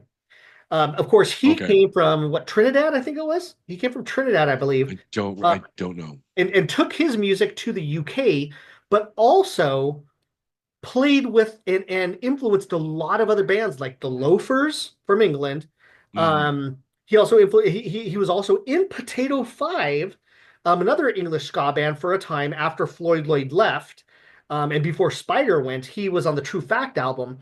So, but he has influenced UK ska with the traditional and all that stuff greatly. yeah. And for him not to just go there and say, "Hey, look, here's records and this," but to actually be involved and push the music forward. I believe that's probably why they call Laurel Aitken the Godfather of ska. Oh, okay, okay, Yeah, okay. but yeah, fucking awesome. So that whole thing where it Yeah, came to the but UK and see, then yeah, but back from it. it's good to kind of get to know where, like, I really like this band. Well, where were they? Who influenced them? Because I want to hear that kind of stuff too. Exactly. So, yeah, Like when we were talking to Dante from Space Monkey Mafia and their influences of all kinds of different genres incorporated with the ska, which is yeah, amazing yes, because every player brings their own thing into it, just like many other exactly. bands. Yeah, and I really like that it's like you've got three or four different guys in the band that are bringing their influences in with them, Mhm. which affects the way the music sounds, which is really cool. So, Yeah, definitely. Definitely. I didn't get into, I didn't mention it, but obviously I'm in Oahu. I'm in central Oahu now. I was on North Shore until I got flooded out. But I got here in 2018. So I've only been here for about 8 years. So, and I like, I came because I didn't want to be part of the mainland anymore. Yeah, After so the that was election in 2016, I was like, I'm getting the hell out of here, man. And I figured this was as far as I could go. That was still a USA, and I could still probably get a job. is either Hawaii or Alaska, right? Or I don't Puerto know. Rico. Alaska's too damn cold. I would always, it was always in the back of my head, after my ex-wife and I split up, I was like, if when the kids graduate from high school, dude, once they're done, I'm moving to Hawaii. And it happened a little sooner. My daughter was still in high school. She came with me and she did about 6 months school here, and then ended up finishing out back in Southern California. So, but why Hawaii of all the places? Is it because you said that's the furthest away, but still in the States? No, it's because I used to surf a lot. Oh, okay. And you know what? I was driving to the beach. I was spending what, $20 in gas to drive to the beach when I wanted to surf. Mm. I had to have a state parking pass that cost $250 a year. So you could park at the state park without having to pay $15 every time you go. You needed a wetsuit. That's $300. You needed what the hell was it? The fast track, so that you could take the fast track on the freeway, and avoid having, I could take the toll road basically to get from the Inland Empire to San Onofre over the hill there in Orange County. Mhm. So, that cost money, and then the surfboard was, $300-400 on top of that. It got so expensive just to go to the beach one time. Right. I'm like, there's got to be a better way, man. And I had a friend that had moved here a few years ago, and a few years before me, and he hit me up one day. He's like, "Hey, you want to come and hang out? My mom and dad's condo's open. We can hang out there." And I said, "Sure." Came out here and we surfed a couple of days. And I'm like, "I wonder what the job market's like." Looked around, found a job. Guy hired me, and I said, "Okay, I'm going to go back to California. I'm going to sell my pool route. And I'll be here the first of the year." That's exactly what I did. Packed up my stuff, sent some ahead, and we got here December 30th, 2017. So And when did you? started. How long did it take to meet Heather? We started dating in March of 2019. Okay. So I'd been here just a little bit over a year when I met Heather, and we started dating then. And then uh, COVID hit us. I was still renting a room with my buddy. I had rented a room there, and then Heather and I started dating, and I got into a studio apartment in Mokalia, which wasn't too far from where I was at, and it was really nice, quiet out there, beautiful little studio. That's all I needed. She would come and hang out with me. I had a little yard for my dog, and and then COVID hit, and so we hunkered down there. I actually worked every day during COVID because I'm outside working, and Mhm.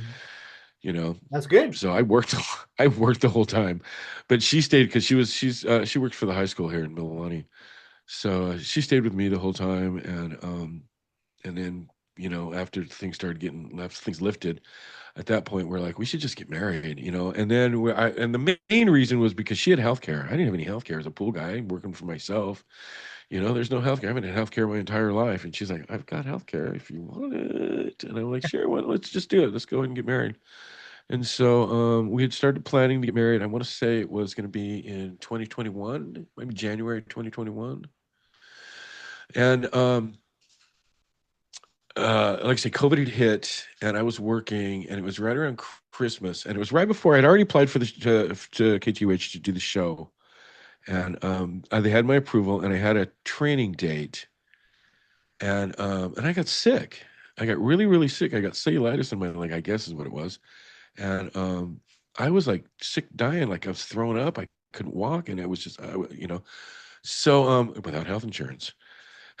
So her friend was going to officiate the ceremony for us and had the wedding license and everything ready to go. And like this was right before Christmas in December of 2020.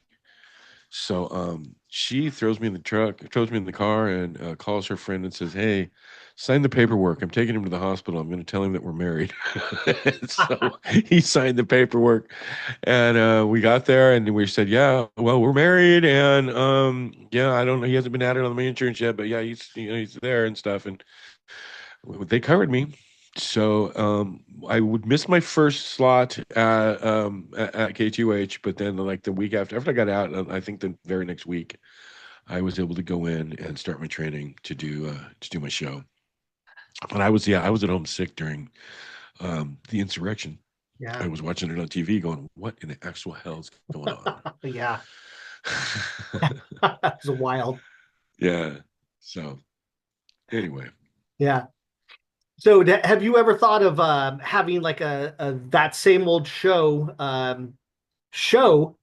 like a concert with your favorite bands out there?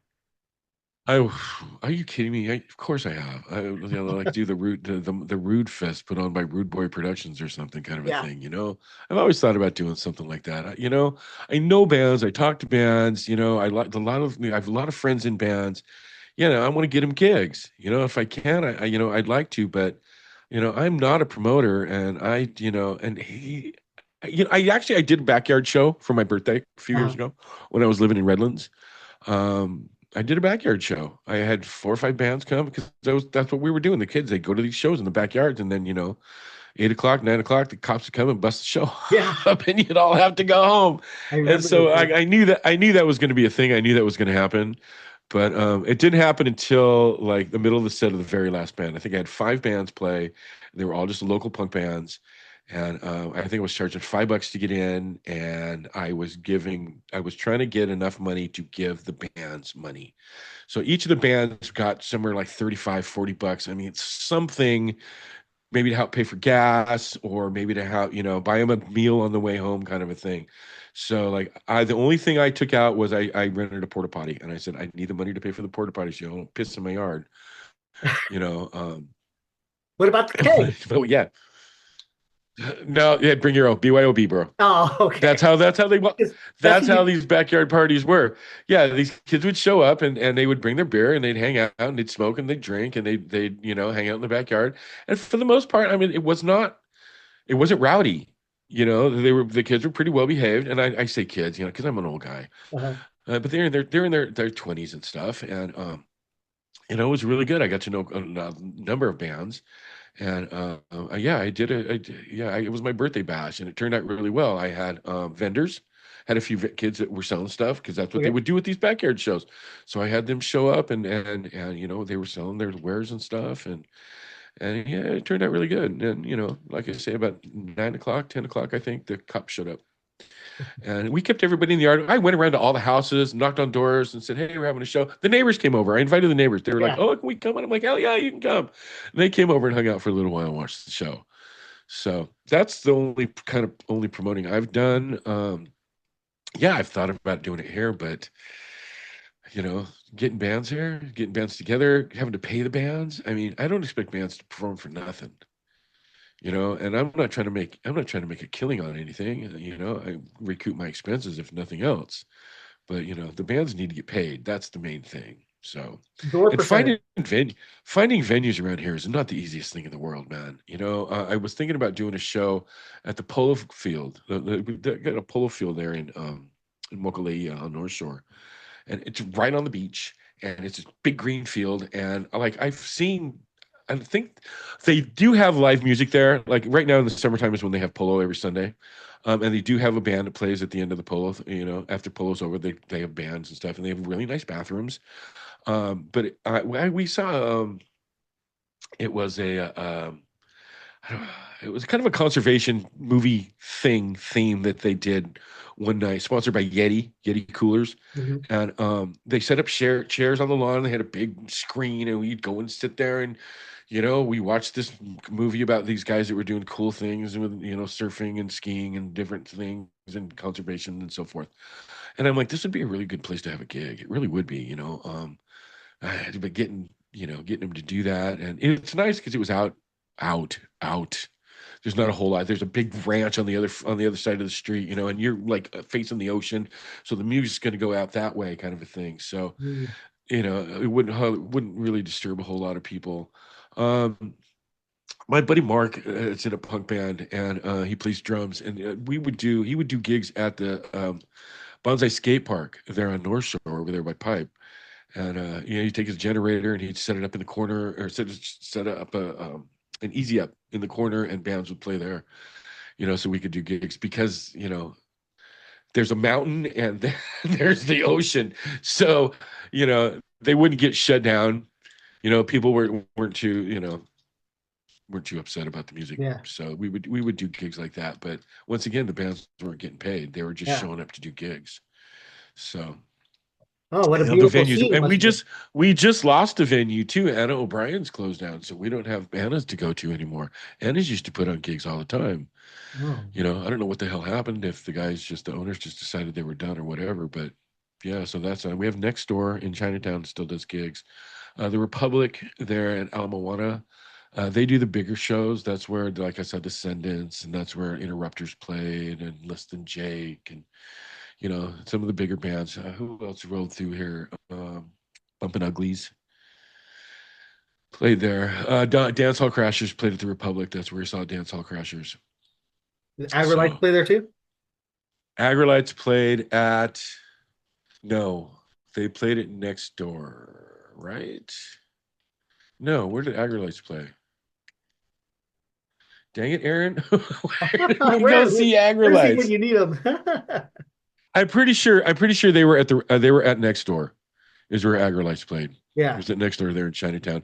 They do a lot of stuff, and there's a few little cafe venue type places right there on Hotel Street in Chinatown where um, bands can play. So Yeah. yeah, Great. And so all the bands, when they come over, do they sometimes let you know, hey, Mikey, we're coming over?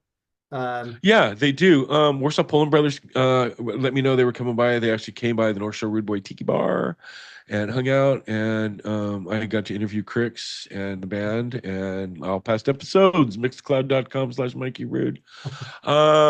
Oreo from the Upbeat, he knows Jesse and those guys from Agrolites, and so last time they were here, they all went over to Oreo's house. Oreo called me and goes, "Hey, they're here. Come on, come on." So I went over to Oreo's and was hanging out with them. I had put video up on Facebook and stuff mhm.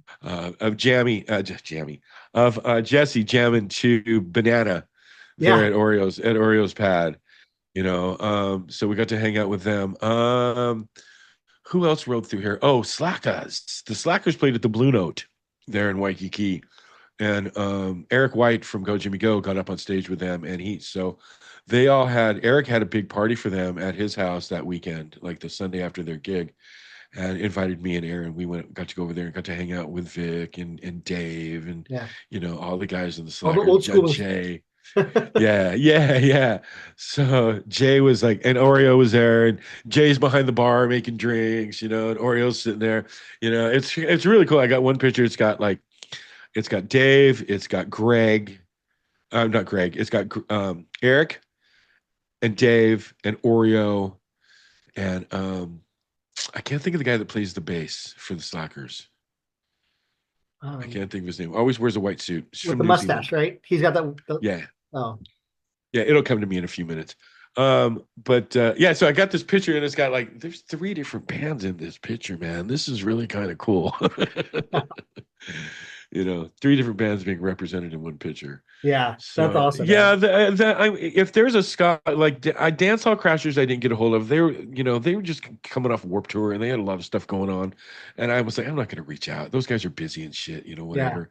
Yeah. I did get to see Long Beach Dub All Stars when they rolled through here. Oreo knows Roger as well. All those guys played together. Yeah. So when they rolled through here, I got to go. Oreo and I went over there and watched because they were at the Republic. So we got to go to the green room and hang out with them for a little bit at the Republic after their show was over. But I didn't get them on. There was another gig that week I think we had to go to. I can't remember what it was now. But they came here like the day before another gig. Like they came through on Thursday, and then we had another gig on Sunday, I think, Saturday or Sunday the next day. So yeah, if there's a band coming through here, I'm usually pretty aware of it. And if there's somebody that I can get a contact for or know him, I try to get a hold of him and see if I can get him on the show. Dave, I think, actually hit me up, and he's like, "Dude, we're coming to Hawaii. I need you to help promote the show." I'm like, "Sure, dude, whatever, man. Let's do it. Absolutely." So, And that's how he they were talks looking too. for. I don't know. I don't.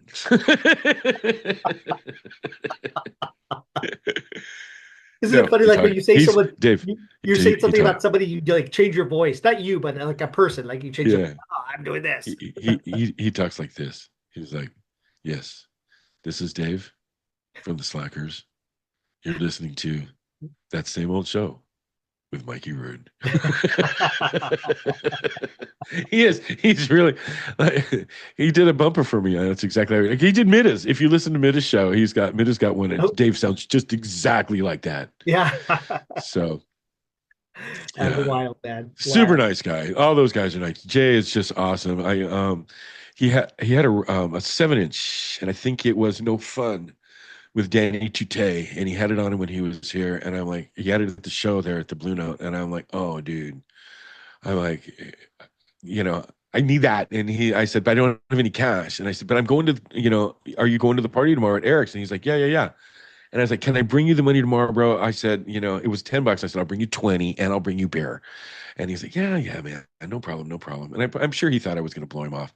I showed up, I gave him $20 and I brought beer, and he's like, no. And he gave me back 10. He's like, just 10, dude. That's cool. So yeah, Jay was really super cool about it. So Old Neighborhood Music. Go check out Jay's music there at Old Neighborhood Music on Bandcamp. I just realized he put out an album out. I don't remember when it was. Quite a while ago, a number of years ago. The Sound of 69. It's the Sound from 69, Sound of 69, something like that. And oh my God, dude, he did Doors cover in there. I played that Santana cover this week, Evil Ways. So I'm like, how did I miss this? This is really good stuff. So yeah, his side project, Crazy Bald Head. So Yeah. That's crazy, so man. yes. So I guess the answer would be yes. When there are ska bands that come up that come locally, yeah, I usually know about it somehow. If not, Castro lets me know, hey, these guys are coming. He let me know someone was going to be on Maui, and I'm like, dude, I ain't flying to Maui. Sorry, bro. That's crazy, man. So let's talk about the roundabout back out to that same old show again. What does Okay. the future hold for your radio show? Where do you see it going? Where do you want it to go and want it to actually be? I want it to end up in as many people's ears as possible.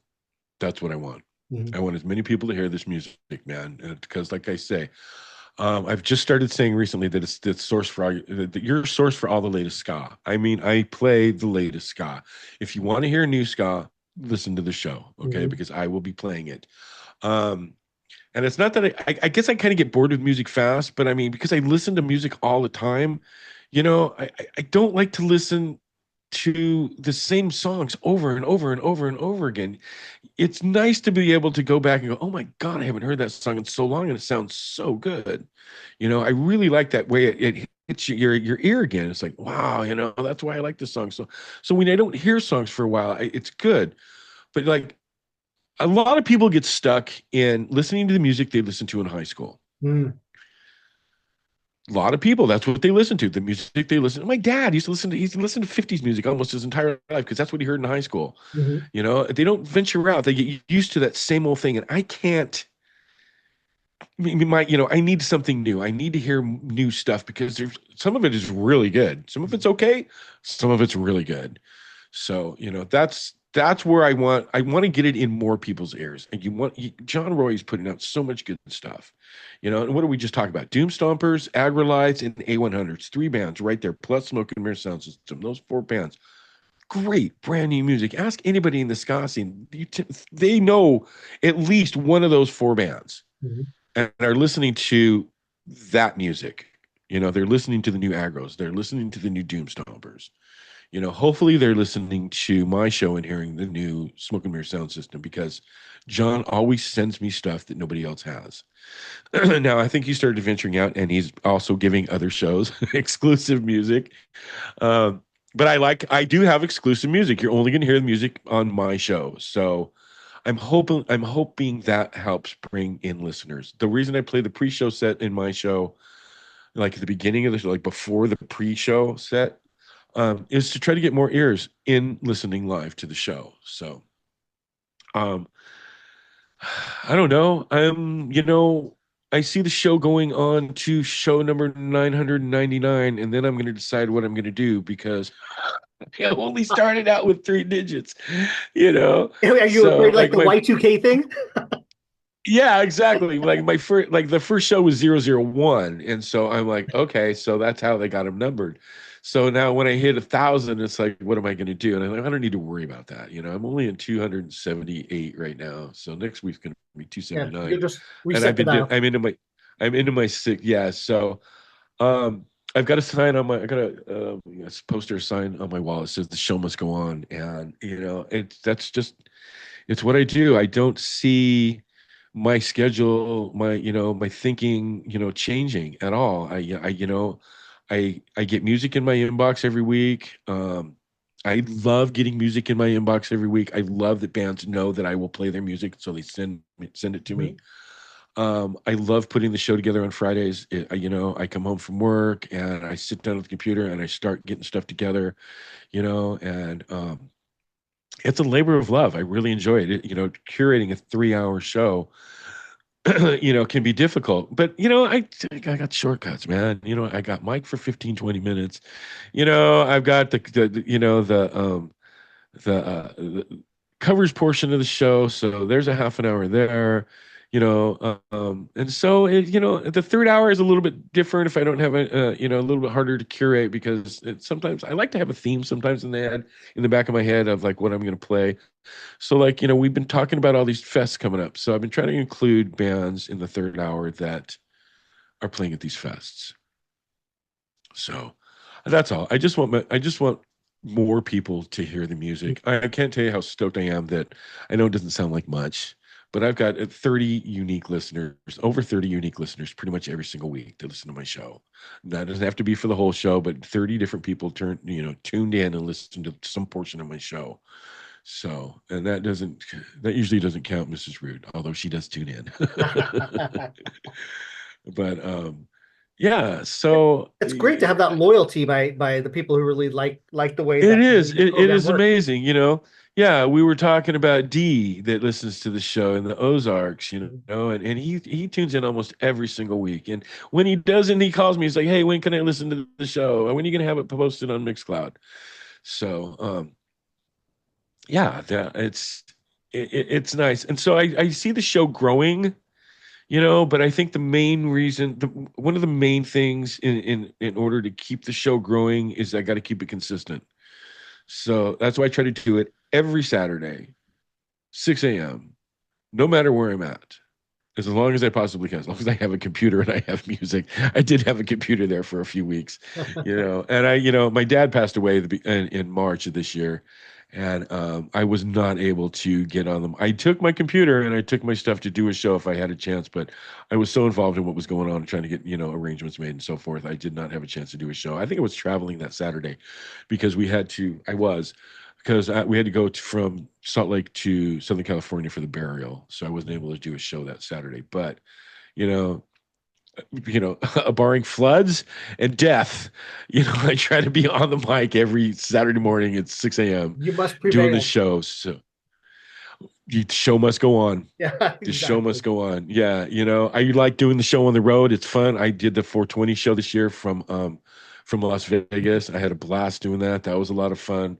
When I go visit my sister, I take it with me and I do a show out of, either in Eden where she's got a condo up the mountain or at her place there in North Ogden.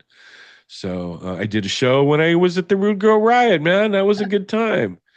I like taking Right. the show on the road. Yeah, it's really fun. Something I would not be able to do if I was still at the radio station.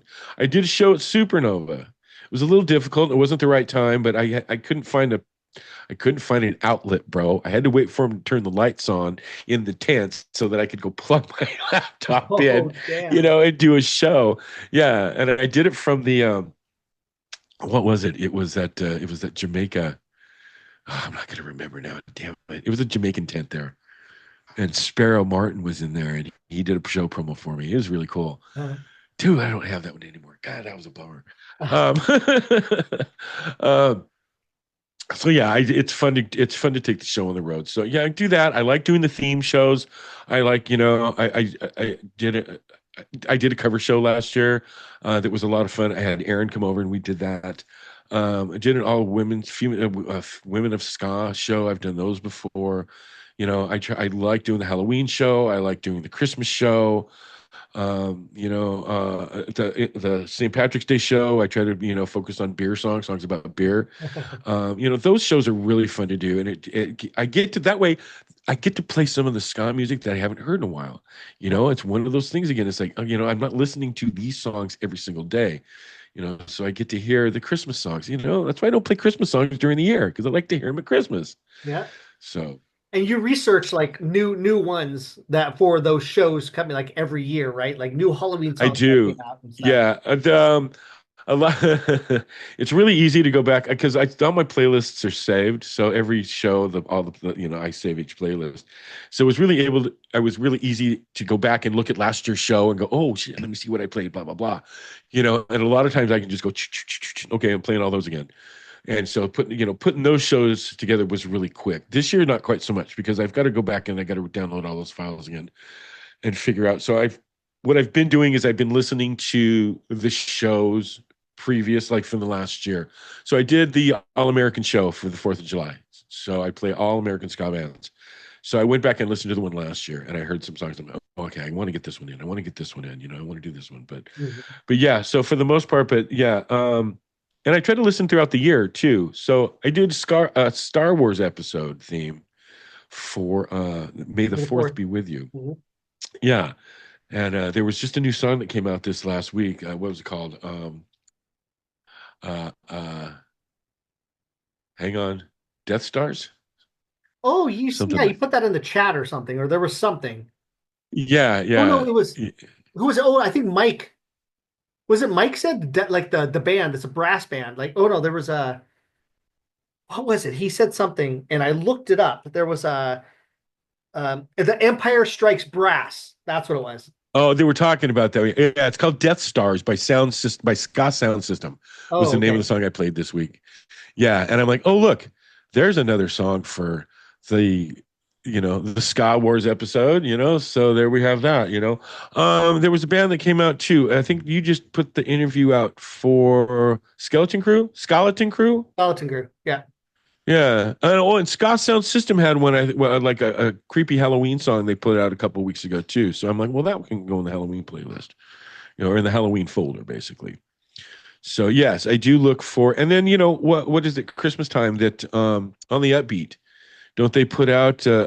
They did last year. I think A, they only put out a little short one, a but they rose put such a out a platter. That's what it's called. yeah, and all the proceeds goes to Toys for Tots. Yes. It's a Yeah, good thing that Matt's doing over there, man. That's Matt's been yeah, no, Matt's for got a real. lot of Matt Vest from on the Upbeat. They have Yes. I don't know how many. I think they just did their 200th episode um this past week. Oh, Yeah.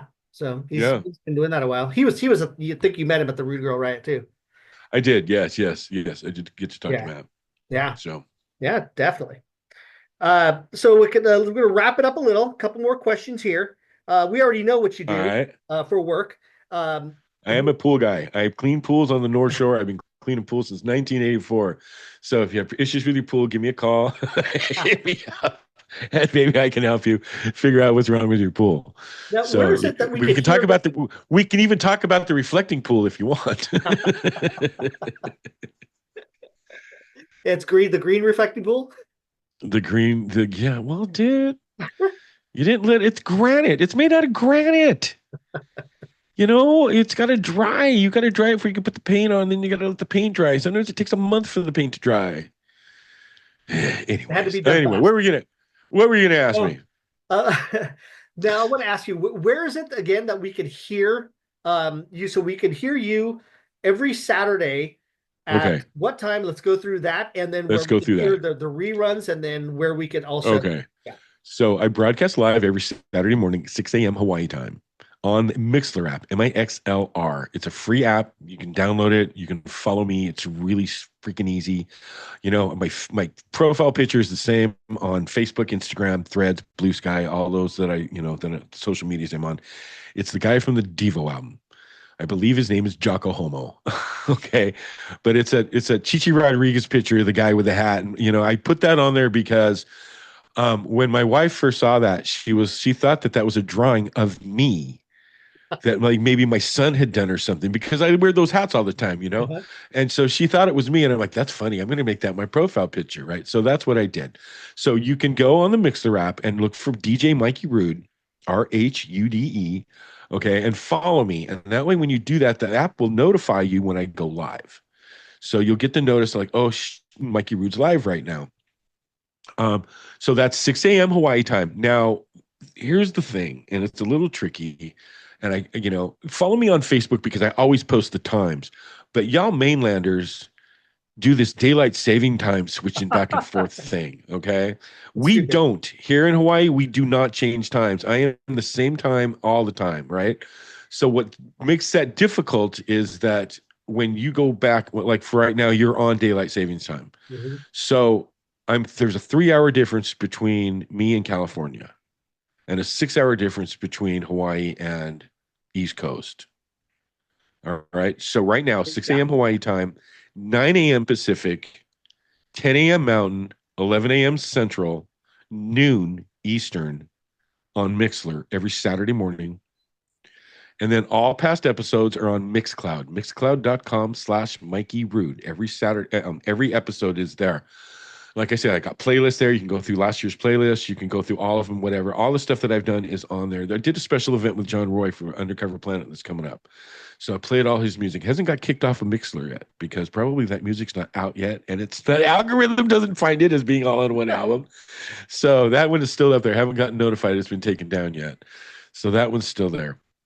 So you can find all the past episodes on Mixcloud. Now, here's something else that I don't tell everybody is that I also upload the audio to the Mixler app. So you can listen to they have a thing called recordings. Like in the app, you can go to the recordings and the recordings are there. And in there is the complete show with the pre-show set. So it's the only place because I want to listen to the pre-show set.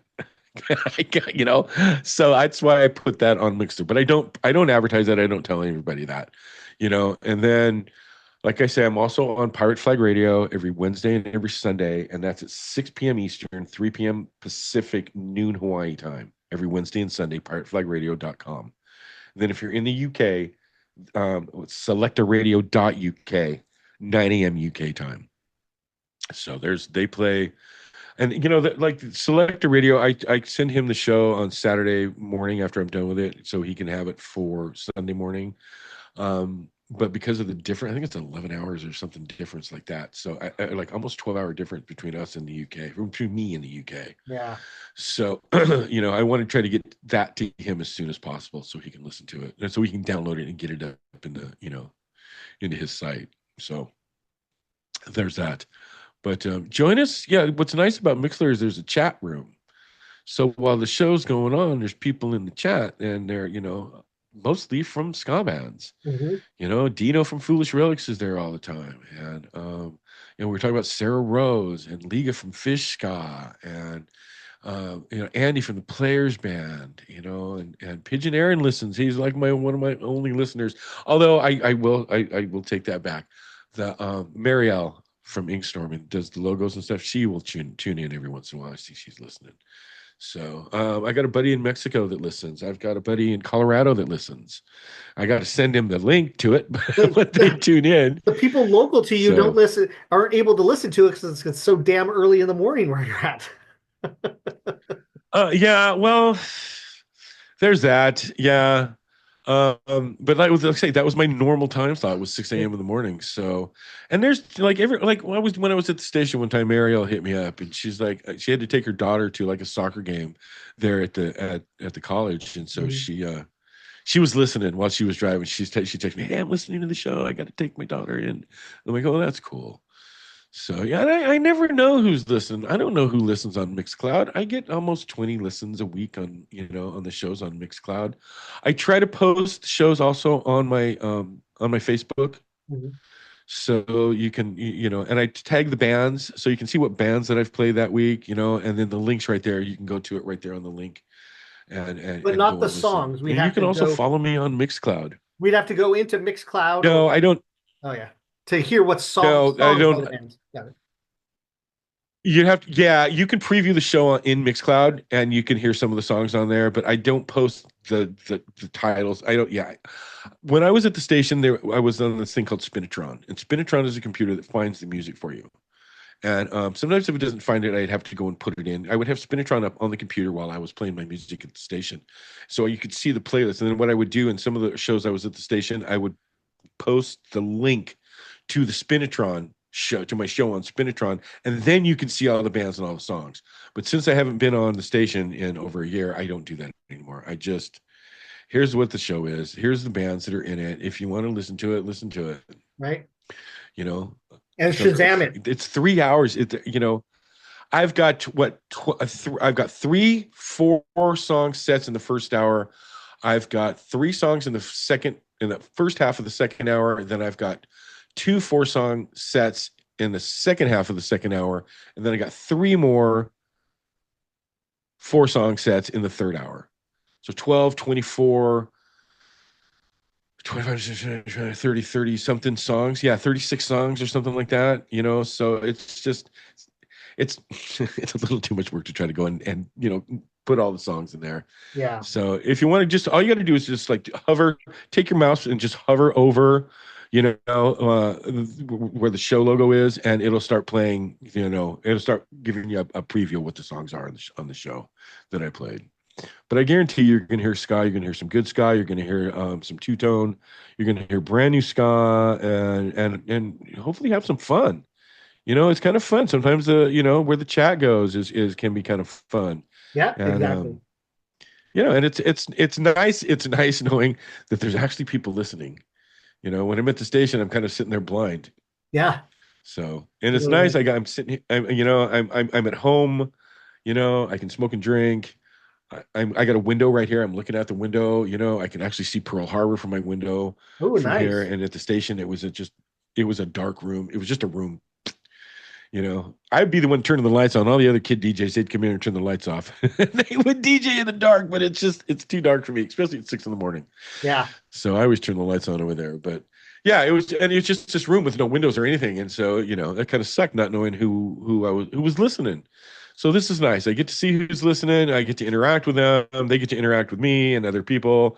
I try to, if, sometimes if you've got a request, I'll try to get it in there for you.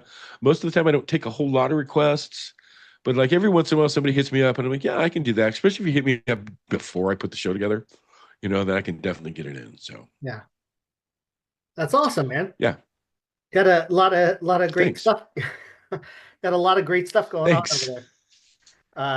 I'm I hope I'm texting you it's something. fun. I really like I say, okay, I really like doing the theme shows, like because I like to cater. I like to tweak like the cartoon and the commercial and the fun song and Schoolhouse Rock. I like to tweak them towards those themes. So if you listen to the All American show, I like to play like Roger Ramjet was the cartoon, okay, which is some old cartoon, but it's totally like an All American Roger Ramjet. He's our man, so that kind of thing. And I played the song about fireworks for Schoolhouse Rock, so that's fun. Halloween's the same thing. I like doing the one for Halloween. I play the old Halloween commercials for like Frankenberry and Boo Berry and stuff, Yeah. you know. Frankenberry, Yeah, I Count Chocula, Frankenberry, and Booberry. Yeah. and Fruit Brute. Oh yes, Fruit Brute too. I forgot about that one. Right, Do you that remember? obscure Fruit Brute. Do you remember Smurfberry Crunch? Oh my God, yes. I've got the Smurfberry Crunch commercial because it's a Christmas commercial. Oh, is it? So, that's what it's yeah, that's fun. See, to me that's fun. I like doing that. I like kind of catering those theme shows. But like, yeah, like I like trying to find cartoons like that. I like trying to find clips, I still haven't that heard. would go with that. There's things I still want to hear. I still want to hear Captain Caveman. I still haven't heard Muttley from what is it, the Dastardly and Muttley yeah, from from like the Wacky Races. Wacky Racers, that's it. Oh, or I haven't heard Groovy Ghoulies yet. But, Ooh, yeah, Groovy Ghoulies. I don't know if I Or, have that one. yeah, that you gotta I have think that one. I definitely have Captain Caveman. Okay, I Captain. I'll play that one Didn't next you have a Saturday. you had Mighty Mouse once, didn't you? Or I do have Mighty Mouse. and you did Here I Felix. come to save the You did Felix the day. cat because I always sing Felix the cat when you play it on there. I played Felix this last week. Yeah, Yeah. Yeah, that's old school. yeah, The other one I really like too is Speed Racer because those yeah. were like those cartoons were on uh UHF. Oh Like when yeah, I was a on kid, the they were on channel. the UHF channels. Yes. Yeah, so like, and it was like that's like some Japanese cartoon weirdness that's going on there on Speed There Racer. was there was also what was that other one? Oh my God, I just had it in my head. Oh, Space Ghost. I think I'm pretty sure I got Space Ghost. Okay. Yeah, I went through and I pulled about a bunch of those old ones out. Yeah. Hell So, yeah, but I yeah. don't I think I love have that. Groovy Ghoulies. I'm gonna have to get that one for Halloween for sure. Yeah, totally. That's a great one, man. And I think I've got like two or three different versions of the Scooby Doo, intro, the Yeah. Scooby Doo song, Wait, did because they you changed that one up. did you put in I think what is it, Sigmund and the Sea Monsters? Sigmund and the Sea Monsters. There's a couple of those. My sister and I used to watch that show all the time. So did I. With And Rip there's Van two Winkle. different. Remember Rip Van Taylor. I mean, he's always he was Oh so my gosh, yes, flamboyant. That yes. was pretty Well, funny. all those weird ass Sid and Marty Croft Yes, the Guardian's Magic cartoons. Flute. Yeah, the Yeah, HR Puff and Puff stuff. and stuff. Lidsville. Oh, It's like this is what was like the other a one? little kid's acid trip. What was the one? The one where the I think it was the husband and the wife or the brother and sister that were in the spaceship. That landed. What was their? What was that? Do you remember that? Well, there was Land of the Lost when they went down the waterfall Yeah, and ended up in like prehistoric times but there with was that other with the one, and then slee there was stack. they did the new zoo review. Remember the new zoo review? That wasn't Sid and Marty Croft. That wasn't Sid and Marty Croft, but I do remember New Zoo Review, and I'm almost positive I have that one. Are you sure it wasn't? I'm Because pretty sure. Yeah, I'm pretty sure it was. it It was was a little Henrietta obscure. Hippo and And Freddie the Freddy the Frog Frog. Yeah, and the owl. I forgot the owl's yeah. name. I don't remember the owl's name. I don't remember either. And do you remember Yeah. Gary Gnu? No news is good No Gnu. Gnu's is good Gnu's with Gary Gnu's. With Gary Gnu. I do remember that. And Yep. what was the one? the romper room. I see this person, Oh, and I see that person. oh, Romper Room, Miss Marianne. Are you kidding me? I used to love Miss Marianne. Is, And when was I that the went one that to wasn't Uncle Jethro on that show? Remember Uncle Jethro Romper that used to Room, come in? Was it Romper Room? no, No, you might no, have been that's thinking about Cat. That's Cat. Captain King. Oh, okay. No, that's No, Cat that had Uncle Captain Jethro. Kangaroo had Mr. Green Jeans. Oh, okay. Oh my God. Yeah, all that bringing back all the nostalgia from my Yeah, and see high school. that's kind of that's like fun stuff, It man. is. So I like to try to include that. That's part of the fun about doing the show. So Yeah.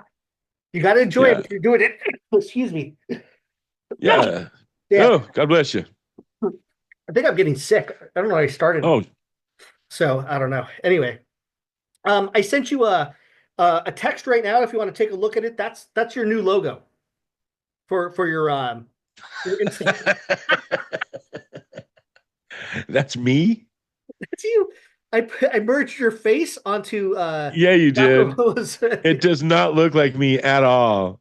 It looks like a buddy of mine, but that does not look like me at all. Heather's gonna laugh her ass off. it was it was these where was it? It was these. I'll show you the two photos that I did to make that. I'll send it to you. But let's go ahead and wrap this up. All So, right, all Mikey, we right. do appreciate you being on here. I'm glad we had the chance to finally do this. Dude, I can't tell you how much I love being able to like co-host with you on this show.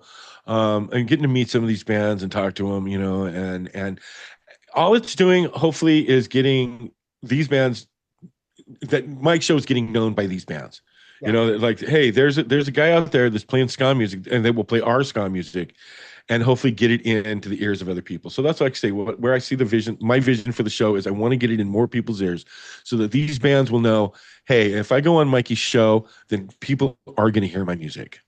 So yeah, yeah, awesome. I really appreciate you letting me be a co-host on these Oh interviews. man, I enjoy it. I mean, if it was different, then you wouldn't be on it. But you're great. Yeah, we I appreciate don't. you. I feel like I don't really chime in with a whole lot of questions. I chime in every once in a while, but I don't. I don't.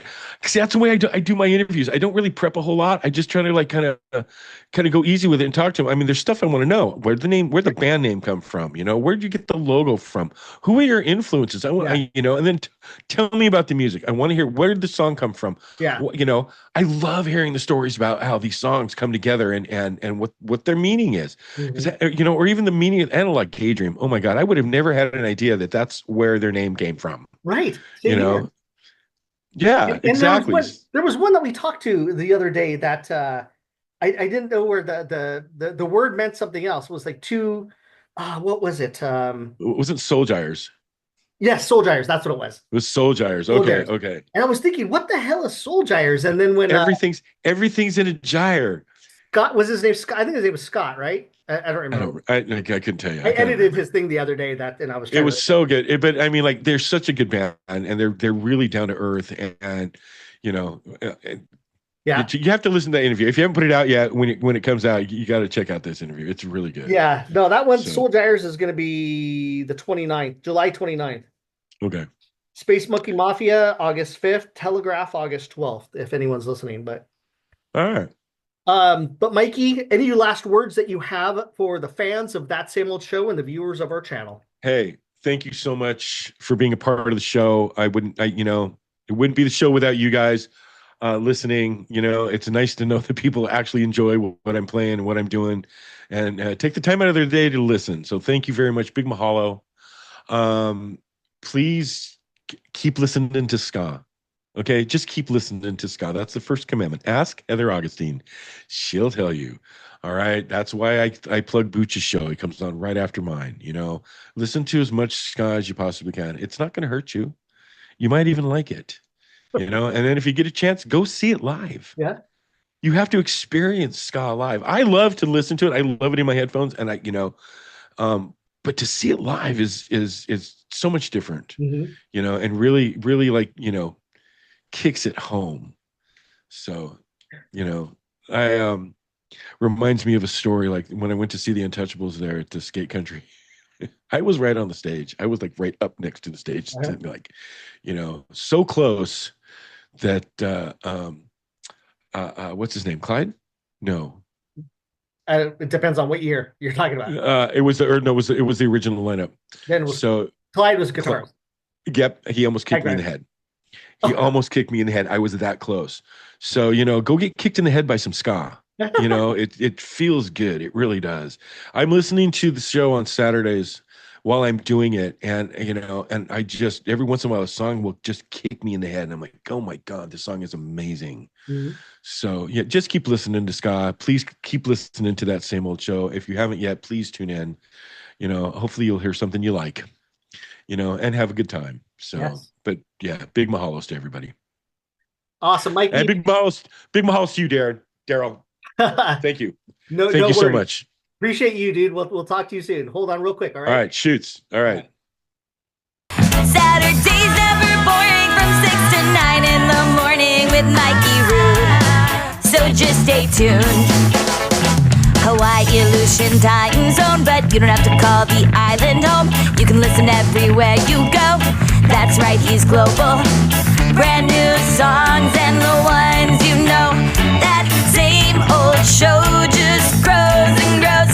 Saturdays never boring from 6 to 9 in the morning with Mikey Rhude. So just stay tuned. He's your ska ohana, 'cause he just makes you wanna get up and groove. With Mikey Rhude, your drive is on.